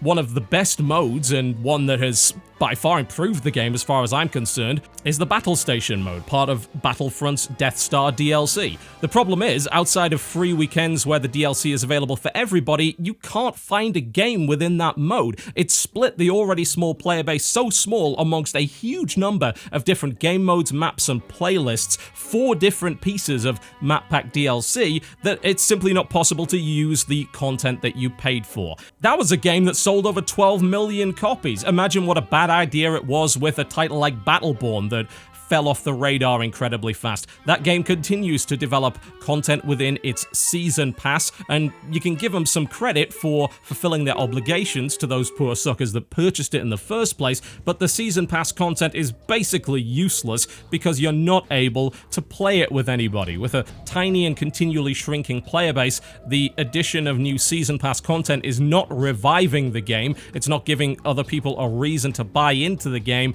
it's simply splitting an already tiny and fragmented player base even further. The concept is ridiculous. People should stop buying into it, and as far as I'm concerned, it's bad business practice, anti-consumer, and something that developers and publishers should thoroughly abandon. The broken promise of consoles just working. Well, there's something that we can take away further from the list of reasons to purchase a console. One of the most touted examples of advantages that the console has over the PC is the plug-and-play aspect. The idea that you plug it in and it just works. You want to play a game, you put it in the drive and away you go. You download the title and away you go. When a game comes out on release, you simply are ready to play as soon as you receive your copy in the post. What an excellent idea. Of course, nobody wants to waste their time. Time is precious, and nobody wants to sit there wasting their limited leisure time waiting for a game to work. Now, for the longest time, purchasing a console was pretty much a guarantee that you could avoid that, and it was a good reason to purchase a console over a PC. However, over recent years, and especially in 2016, this concept has gone right out of the window. It is very common for a new release to be saddled with a massive day one patch. As a result, you're often not able to play the game at all until you've downloaded said day one patch. Now, you can see why this would be a problem for those who have slow internet connections, i.e. the majority of people, but it's also a problem for those that don't, because you're limited by the download speed of services like Xbox Live and PlayStation Network. The latter in particular is slow regardless of what you do with it. I have a 300 megabit down connection, and I can count the number of times the PlayStation Network has used even a reasonable majority of that on the fingers of no hands because it's never bloody happened. PlayStation Network is astonishingly slow when it comes to downloads, and when you're buying games that are between the 40 to 60 gigabyte download range and dealing with day one patches that can sometimes exceed 15 gigabytes, you are by no means getting a plug-and-play experience. It does not just work. You are sitting there for hours and hours and hours, and that's not even counting the mandatory updates to the PlayStation's operating system that are required before you even connect to the network. To add insult to injury, on both console platforms, certain games are accompanied by a system which supposedly allows you to play before you have completed the download, locking certain modes behind the completion of said download, but allowing you to play some of the game, start the game basically, before everything is ready to go. However, more often than not, this simply doesn't work at all. There are times when the game allows you to load it, claiming that, yep, it's ready to play, you are able to play some part of it, and yet you are simply confronted by a loading screen and a menu with every option grayed out. To me, this is worse than saying no, you can't play it, because you're lying to people. You're getting their hopes up, and then upon loading it, they find that the product is completely and totally useless. No, a menu is not playable. The reliance on online connections and the health of the services they're connecting to has become an increasing level of importance on console in the last few years, and unfortunately both Xbox Live and PlayStation Network have been unable to live up to their obligations when keeping these services running and having them run well and to peak performance. There is no doubt in my mind at this point, there is far more standing in your way when it comes to playing games on console than there is on PC anymore. It's easier to buy a game on PC, it's quicker to download and get a game working, and you're often up and running faster with a full digital download on a PC versus a disc-based product on a console, which is ridiculous. It is insane that we have got to this point. Add into that plenty of console titles suffering from performance problems and full-on crashes just like a PC would, and it seems that the list of advantages of a console system is rapidly shrinking as years go on. Believing the hype. There's an old saying that says it takes two to tango, and when it comes to believing the hype, it involves culpability on the part of both a publisher/developer and the consumer base as a whole. This is not the sort of thing that anybody could get away with if a certain subset of the consumers were not willing to roll over and accept it. One of the most enduring reasons as to why believing the hype continues to this very day, despite disappointment after disappointment, is the fact that it is defended by a certain subset of consumers. They say to you, "Why are you raining on our parade? Oh, you're just too cynical. Games are for fun, right? Why is it bad that I'm excited about something?" Well, it's not bad that you're excited about something. We're not looking to rain on the parade. It's healthy skepticism that is the result of year upon year upon year of incident after incident that prove beyond the shadow of a doubt that you cannot trust pre-release marketing material, that you cannot assume that a game is going to live up to all of its expectations set by either yourself as someone whose imagination has run away with it, or the marketing material provided by a developer and publisher. You cannot trust the trailer to be representative of the final product anymore. You can't trust an interview to be accurate. You can't hold the developer to the things that they say anymore, it would seem, and buying a game on day one is becoming increasingly risky, a gamble not worth taking. One of the more insidious issues with hype is the fact that hype often evangelizes to players, and as a result it can radicalize elements of the online vocal gaming community. The sort of people that post on forums and subreddits and get involved in Twitch chats, the sort of people that you hear about games from. Word of mouth, essentially. Hype can infect that. Hype can create word of mouth. In fact, that's one of the primary goals of marketing, to generate hype that generates word of mouth for the title, that increases your awareness, it increases the title's visibility. There's nothing wrong with marketing a game. It has to be done. It's an essential part of the industry. We wouldn't get very far if we didn't know about any video games. Marketing can be helpful to the consumer. However, when buying into the hype too much causes users online to become evangelists for the product, causes them to become part of a cult, causes them to be an unpaid marketing arm of the company itself, that's when we start to run into problems. We have consumers going after other consumers. We have people shooting themselves in the foot, cutting off their nose to spite their face. Simply the overwhelming desire to be right, overriding rationality, common sense, and reasonable, polite discourse. It's one thing to buy a game on the back of misrepresentative marketing material. There's an easy company to blame there. You can point your fingers firmly in the direction of the person that lied to you. It's an entirely different thing to be misled by people who should be on your side, who should and indeed are part of the same consumer base that you are and equally open to exploitation. Guys that should be going to bat with you and should be presenting a united front to resist poor consumer practice. Unfortunately, this is what hype does. It undermines that completely. It radicalizes users, it creates tribalistic arguments, and it makes it far more difficult to find the truth about a game. There's not a single doubt in my mind that companies know this and have gone out of their way to exploit that particular flaw with online discussion. They've done it to good effect, they've made money off the back of it, and if we need any example whatsoever this year, then it comes by the name of No Man's Sky. Good luck finding a better example of the sheer critical mass of hype and the subsequent huge disappointment that came off the back of it. Hello Games and the marketing was certainly responsible for that, but the sheer number of evangelists that game had prior to release was unprecedented. That game had an army of fanboys prior to release that would wander around in a mob with torches and pitchforks attempting to burn at the stake anybody that spoke ill of the one true God. Claiming that we didn't know all that much about No Man's Sky and that the vagaries were potentially a big problem was considered heresy amongst this group of people. They went out of their way to try and shut down reasonable skepticism. They went out of their way to feed each other's hype. And what happened? Well, we saw exactly what happened. The vast majority of people were disappointed by the game that didn't work and by no means lived up to its promises, not to mention the imagined promise that came from the mind of the overhyped, pre-ordering, overzealous consumer. 2016 is a year where we believed the hype and we got burned for it. How many more times has that got to happen before the behavior stops? Loot box abuse.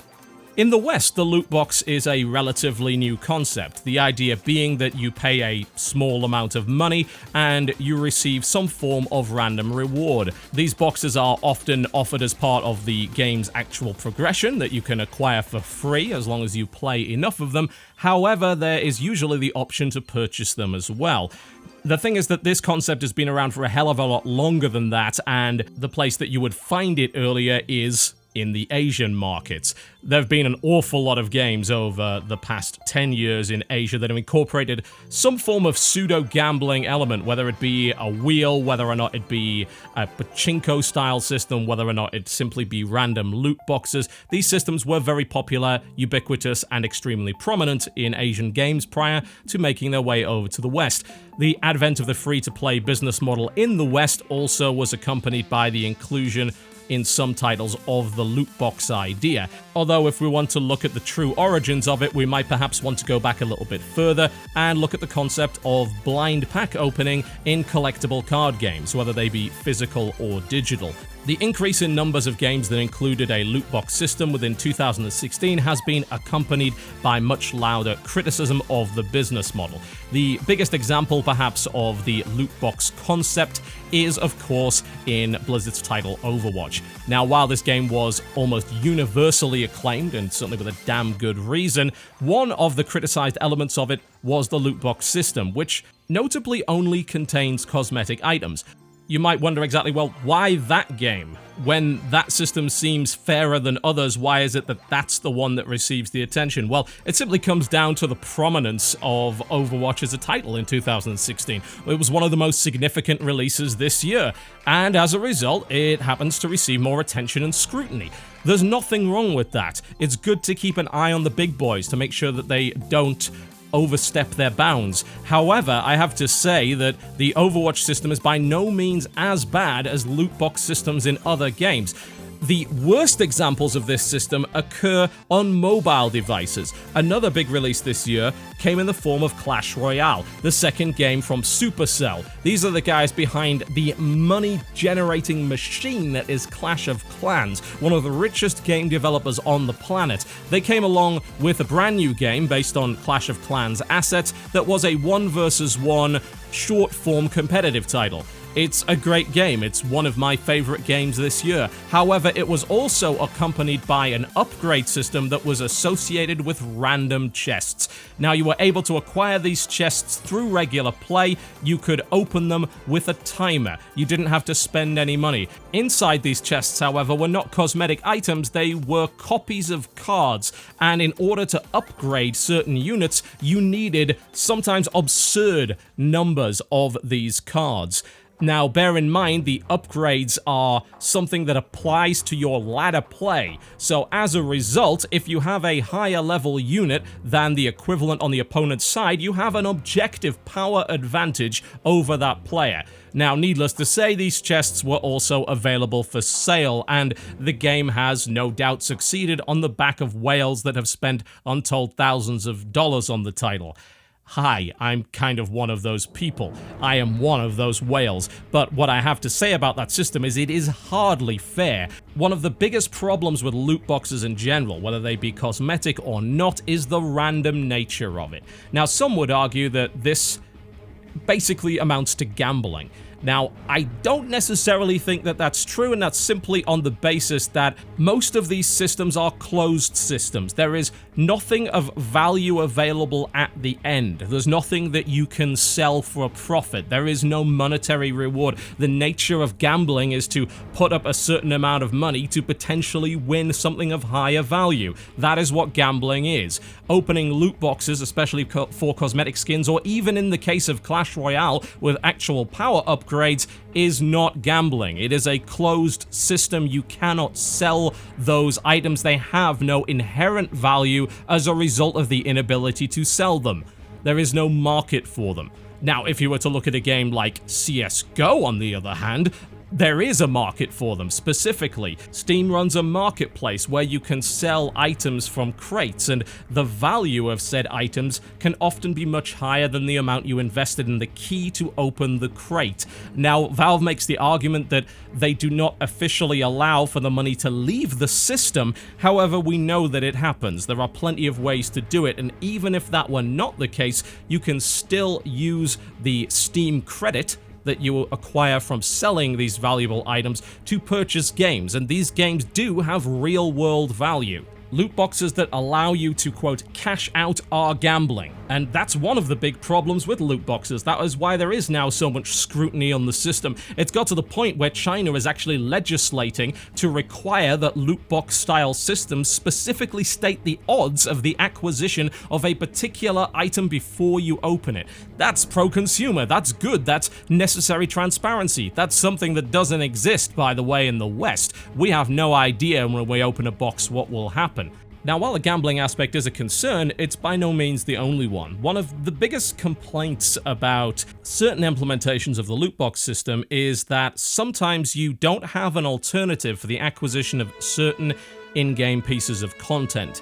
One of the big problems with Clash Royale on launch, and one that it still suffers to a slightly lesser extent, is that there is no reliable way to acquire the item that you want. You are at the mercy of RNG. The only thing that you can do is open more boxes to give yourself a better chance, and of course the only way to do that outside of the timed system is to spend money. In my eyes, loot box systems that don't have an alternate way of content acquisition are the biggest problems.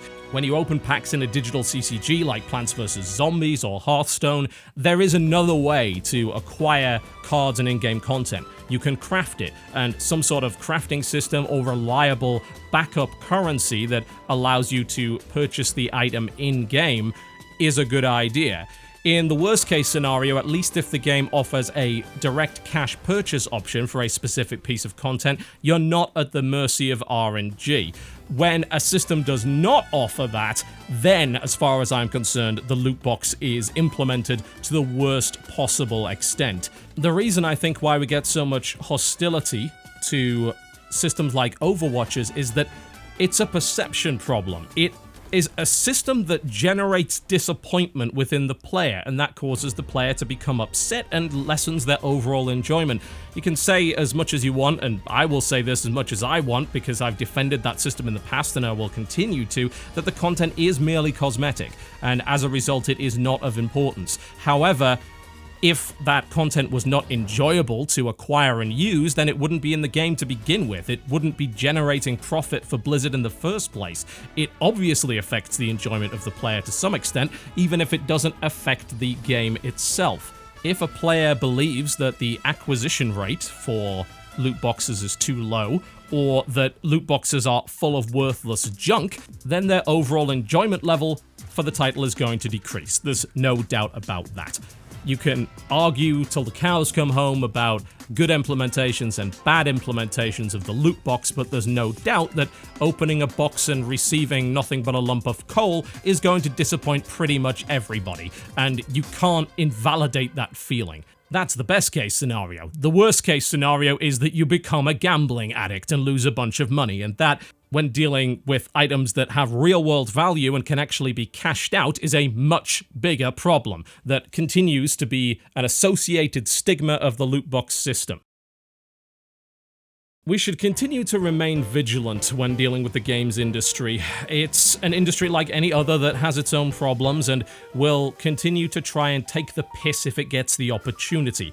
Gaming is in no way unique in that respect. It's just like every other consumer industry. And honestly, you have to bear in mind that these problems with consumer industries are hardly world breakers. They're hardly going to wipe us out as a species, but it's an absolute fallacy to believe that just because they're not the most important thing in the world, they don't matter. We as humans are capable of caring about more than one thing at a time, and just because something is not as bad as world hunger or genocide doesn't mean it's not worth opposing and it's not worth complaining about. We are part of the games industry, we are active consumers. If you're watching a 3-freaking-hour award show, then I'm going to assume that you're pretty in deep with this hobby, so you caring about issues like this is by no means a bad thing, and nobody should be telling you, oh, just care about something more important. Everything I've just listed sucks for consumers, there's no doubt about it. Everything that I've just listed is something that we should go out of our way to try and stamp out and oppose at every possible opportunity. All of these things are bad business practice, but there is one of those 5 that is a core problem within the vocal online player base of video games, and if solved, could very well assist in solving everything else, and that is the concept of believing the hype. The concept of believing the hype is the abandonment of reason. It's the abandonment of rational and reasonable skepticism. It is giving over your power as a consumer to the very company that you need to use that power to resist. Hype insidiously undermines the ability of the consumer base to be vigilant, to be sensible, to make reasonable decisions, to properly reward good practice and punish bad practice. Hype is a radicalizer. Hype creates cultists. It creates radicals, extremists, evangelists for products. And if you are not hired by the company to do PR work for them, you should not be hyping a damn thing they do. There's a big difference between praising a developer when they do a good job, saying that a product is great, and buying into hype before you've even got your hands in it. There's the key difference. If you want to evangelize a title after release because you really enjoyed it, then so be it. You go for that. But if you wish to evangelize a game that you haven't even played yet, that you've put down money merely on the promise of, then at that point, you are a detriment to discussion and a detriment to the whole consumer base. You're a consumer that's an enemy of consumers. You might say, well, what's the harm? My simple answer to that is the harm is financial. Last I checked, video games were products like any other and they cost money, and money is a very limited resource. Money is something that we need to do everything, and you do not want to be in a situation where people are being encouraged to waste their money on something that isn't worth it. Consumers should be protected from that. They should be able to purchase safe in the knowledge that what they're going to buy is worth the money that they're spending.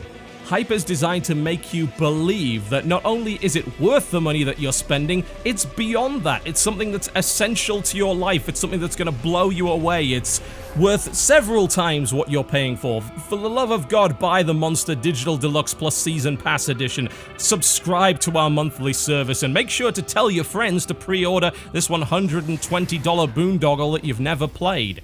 I've said it every year, and I'm going to keep saying it until people stop believing in it. It's never going to be fully eradicated, but surely in 2016 we've had enough examples of poor developer and publisher behavior, misleading marketing, broken games, and horribly disappointing titles to realize that getting hyped up simply isn't worth the risk.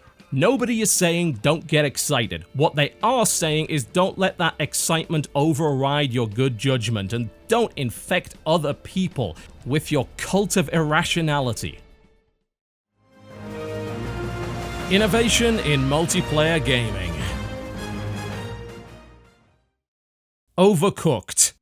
Ghost Town Games Limited chaotic couch co-op cooking game, as a nominee for Best Alliteration of 2016, is exactly what it says on the tin. It's a game about running a kitchen. A cooperative game consisting of up to 4 players, it is about as chaotic, if not more so, than a real kitchen, and it requires absolute cooperation amongst the players in order to succeed in the goals. Achieving the objectives in the appropriate time frame requires constant communication and the proper delegation of tasks. Unsurprisingly, things don't necessarily run smoothly, and random events and disasters in the middle of the cooking session will test your team's crisis management skills to the very limit.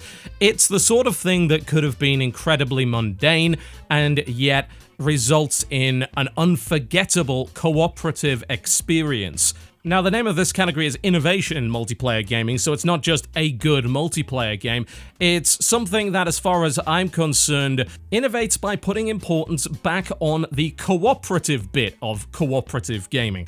We've got this little problem, I think, right now with cooperative games in general. Co-op has just become another feature on the list, another box to tick.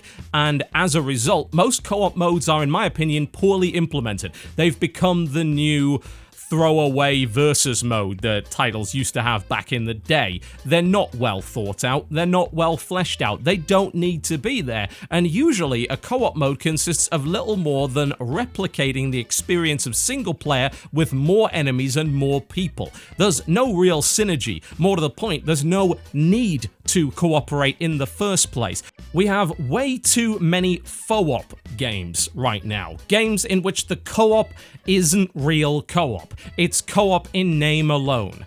Overcooked is an example of what cooperative gaming should be.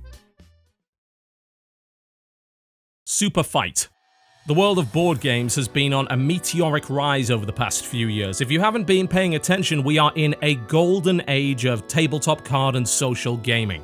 Buoyed by the success of crowdfunding platforms such as Kickstarter, allowing a wider variety of board and card games to reach the shelves, as well as an increase in the desire amongst people to game in a more social environment, or arguably a less anti-social environment, a direct response to perhaps the increase in the competitive nature of video games over the past few years. One way or another, board games are on a high right now, and while you may have heard of stuff like Cards Against Humanity and Secret Hitler, you may not necessarily have stumbled across a title called Super Fight. This is a social game which involves arguing your case. It's a title about made-up superheroes, taking various cards that were either given to you and chosen by you, or chosen to sabotage you by another player. You must make an impassioned argument for the strength of your particular custom made-up superhero versus the made-up supervillain.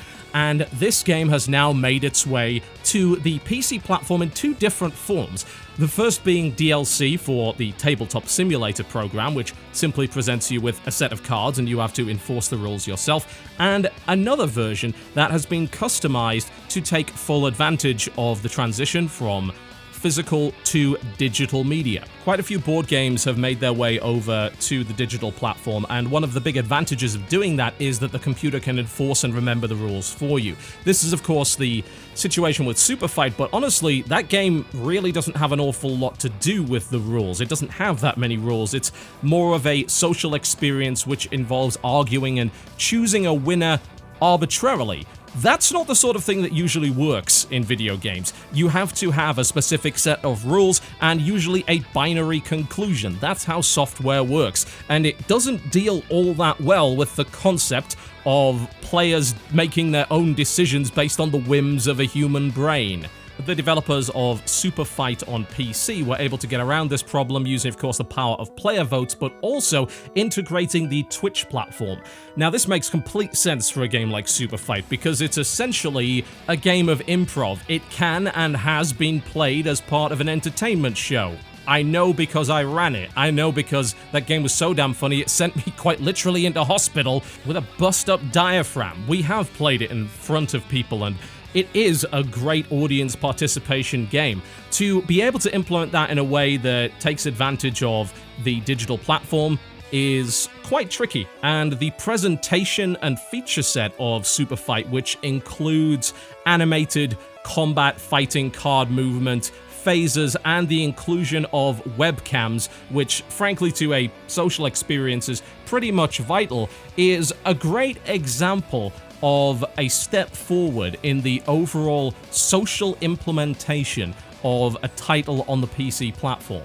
In a time where we have plenty of competitive games and a very large market for them, it's nice to see something come along that has an emphasis on social interaction, entertainment, and subjective personal humor. This is a game about arguing, and it's been implemented on the PC platform so that you can do it with your friends regardless of where they happen to be in the world, and to me, that is a net positive for everybody. Embracing Twitch as an entertainment platform was also very forward-thinking of them, and it's a great example of different kinds of media that you can create using video games as a platform. Jackbox Party Pack 3.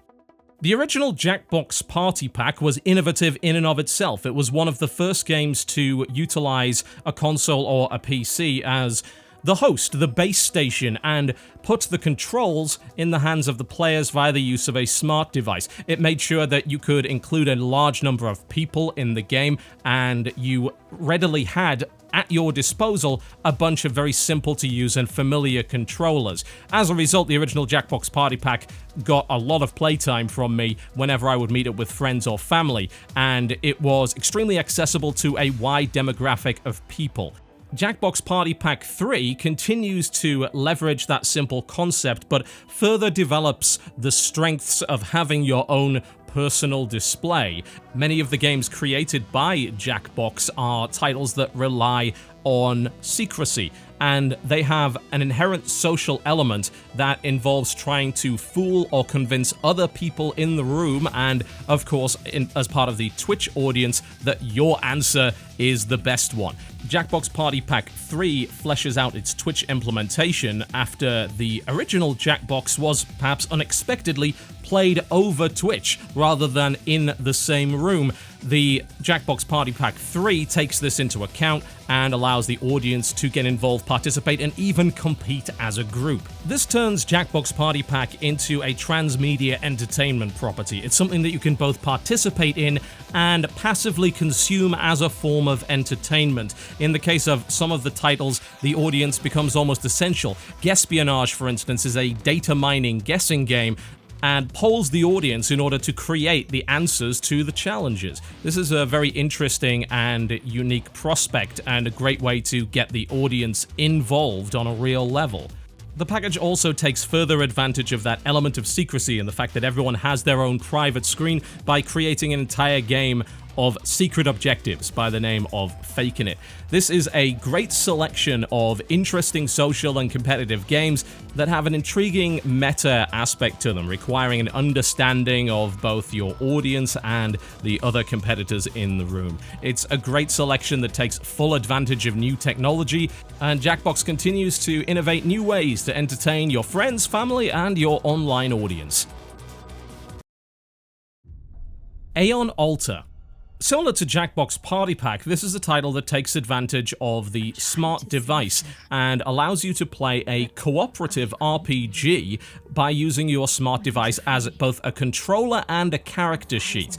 Now, this in itself seems like more of a convenience feature at first glance than anything that is truly innovative and actually contributes to the unique aspects of the game. But as it turns out, the display also allows for an element of informational asymmetry. It allows for players to be given messages that only they can see, information that only they have, the ability to keep secrets, completely lie to their party, and perhaps more importantly than anything else, the ability to truly roleplay within the confines of a digital game.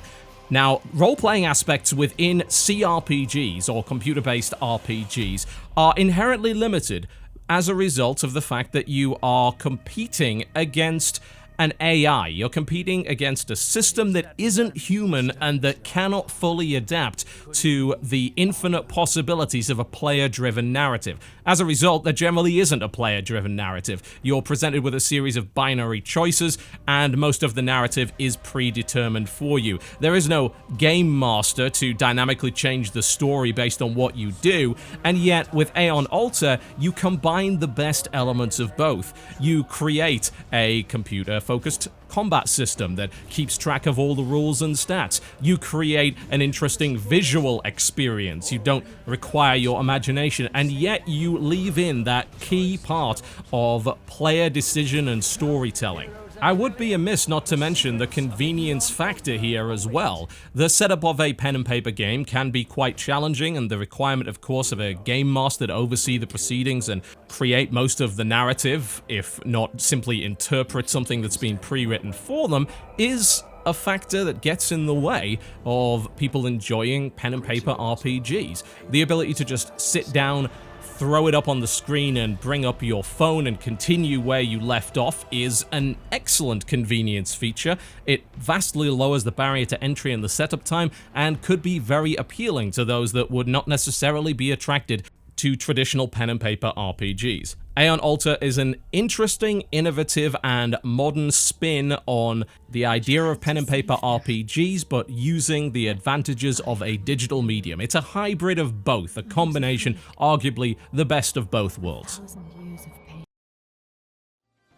Keep talking and nobody explodes. This is a game about bomb defusal, and this is a game that relies on informational asymmetry to create a compelling and tense co-op experience. One player is the bomb diffuser. They can see the bomb, they can rotate and interact with the device. The other player is the advisor, and they have all of the information that you will need to defuse the bomb.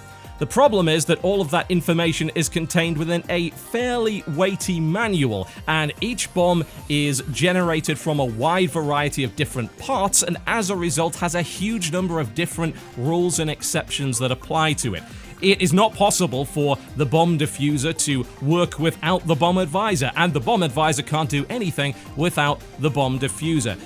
All of this is done under a very strict time limit with, of course, real failure states. If you cut the wrong wire, that is it, you lose, and that creates a very tense situation. The bomb diffuser has to describe the design of the bomb to the bomb advisor, and the bomb advisor, who cannot see the bomb, has to then relay information back to the bomb diffuser that has no idea what to do. The huge variety of different bombs available as a result of all of these interlocking and interdependent rules and exceptions means that no experience is the same every time, and the tense situation that can be generated as a result of this, not to mention the potential broken friendships due to the overwhelming reliance on good communication, results in a game that is very compelling to play. The optional inclusion of a virtual reality element is a nice little cherry on top, a further piece of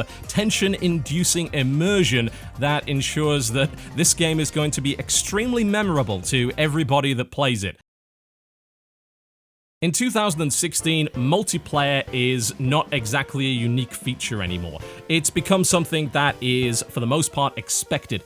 If a game is coming along, the first question often is, well, does it have multiplayer? And most of the time the answer will be, well, probably, in some form, one way or the other, or sometimes, maybe not. We're No Man's Sky. One way or the other, multiplayer is something that sells games these days. And unfortunately, that has resulted in games including multiplayer that is not particularly well thought out, or multiplayer that is simply far too similar to previous titles in the series.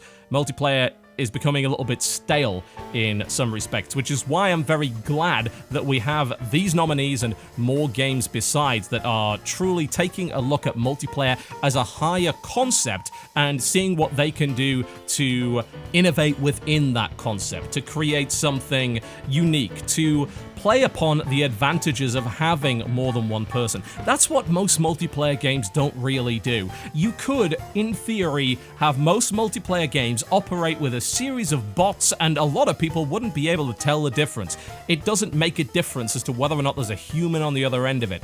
And when you get a title in which it does, that is when multiplayer reaches its true potential. That's when it becomes a unique and exciting and compelling experience. All of the games on this list are able to do that, and all of them have innovated in their own ways to further push forward the concept of multiplayer. They've built something very unique on the back of that idea, and they've brought people together in really awesome ways. Now, the title which I think stands out amongst all of these, bearing in mind that they're all incredibly worthy, has to go to the one that has created the most bizarre and exciting situations, that has created the most raucous laughter, that has created the most arguing amongst friends, and the biggest feeling of camaraderie and cooperation. That title is Overcooked. A few years ago, I played briefly a game that didn't really make an awful lot of money for its developer, and yet received quite a large amount of attention, at least in the media. That game went by the name of Space Team. It was a very simple title on mobile in which you could cooperate with other players to keep your failing spaceship alive, and each player had their own unique controls and had to communicate with the other players to tell them what to do. It was necessary co-op. You could not play it on your own, and that was a very interesting, if simplistically implemented concept to me, and with the right group of people, it was an unforgettable experience. That's exactly what I see with Overcooked. It's taken what could very well be an extremely mundane theme and proved that if you develop a game right, you can make any theme into an essential piece of play. It's a concept that I think is exemplified very well in the golden age of board games, where you can take any old theme, whether it be traffic management, airports, the creation of Renaissance-era jewelry. You can turn them all into really interesting games if you use the right mechanics and you have the right level of social interaction. And that's what Overcooked is. It is a true co-op experience. It requires unparalleled cooperation, communication, and crisis management amongst friends, and it results in great times. Stressful, no doubt, but most of those memorable times can be defined by the excitement that occurred within them, and a lot of that comes down to that stress element. There has to be some form of pressure to generate those awesome situations, and people come together in crisis. This is the gaming version of that. This is what could be interpreted as a really boring concept, incredibly well implemented. This is a game that anybody can pick up and play. It's a game that has wide appeal, regardless of whether or not you happen to be a hardcore gamer or the most casual player. You can understand pretty much immediately what's going on with Overcooked, and you can participate in the madness. In a year of FOOP, in a year of unnecessary cooperative modes, in a year in which co-op has just become something to tick on the back of a box, Overcooked reminds us what cooperative can truly be, and the unique experiences that can only come from a cooperative gaming session. So do yourself a favor, sit down with friends or family, load up Overcooked, and have a great time, because the chances are you will remember it one way or the other. It will create arguments, it will create strife, it will create schisms in your relationships. But trust me, at the end of it, it's worth it, because it is that much fun. Test the limits of your relationships by forging them in the blazing hot fires of Hell's Kitchen. Play Overcooked and argue with your family. That's basically what I'm telling you here. Do it now. That was far too bloody long. Why are you still here? That's a question I'm gonna ask you. You know, I tried. I've been working on this video now for almost 2 months. I've done takes and retakes, and I've redone my lists and nominees God knows how many times. So many times I've quite frankly forgotten. It just ended up being this long this year. I'm certainly hoping it won't be next year. It wasn't intentional. It's just where it ended up. And if you decided to stick around towards the end, then thank you. I really appreciate it. Hopefully it filled some time for you. Hopefully it was entertaining and informative, and if you want to criticize it for being too long, I'm not going to disagree with you. That's a totally valid criticism. God, I will try and get a handle on the editing and handle on brevity for 2017, but frankly, I make no promises. We created this show to give a spotlight to good and bad things within the industry and hopefully inspire a bit of discussion. The discussion is what matters. We have a problem with online discourse. Online discourse, especially this year, has just been so fundamentally broken. It's been damaged by an obsession with the what over the why. It's been damaged by an obsession with being right over understanding where the other person is coming from. It has been damaged by an abandonment of the concept of benefit of the doubt and good faith. I'm not saying that this silly little award show fixes any of that. I'm just hoping that it can be one example of how we can find value in the perspectives of others, how we can find value in the explanation and not the results. The process is what matters. The journey is what can matter over the destination. This is not a show about winning. It never has been. And I really hope that you've been, to some extent, entertained and informed by it. That's all I can really hope. It's still a silly little internet video and a silly little arbitrary internet award show. Regardless of that, since this is our end-of-year video, I'd like to, of course, thank everybody for their continued support of the channel in what's been a very rough and difficult year. It's something that will no doubt continue to be the case for the foreseeable future. It's been a year where I have, in my opinion, failed my obligation to keep up with what's current and provide a good service to my viewers. And I'm not going to easily get over that. I'm not going to be easily convinced that that is not the case, but I'm still grateful to those that stuck around regardless in spite of that. I want to do better for you. I always strive to do better for you. And those of you that have the patience to see that process through to the end, those are the people that I give forever thanks to.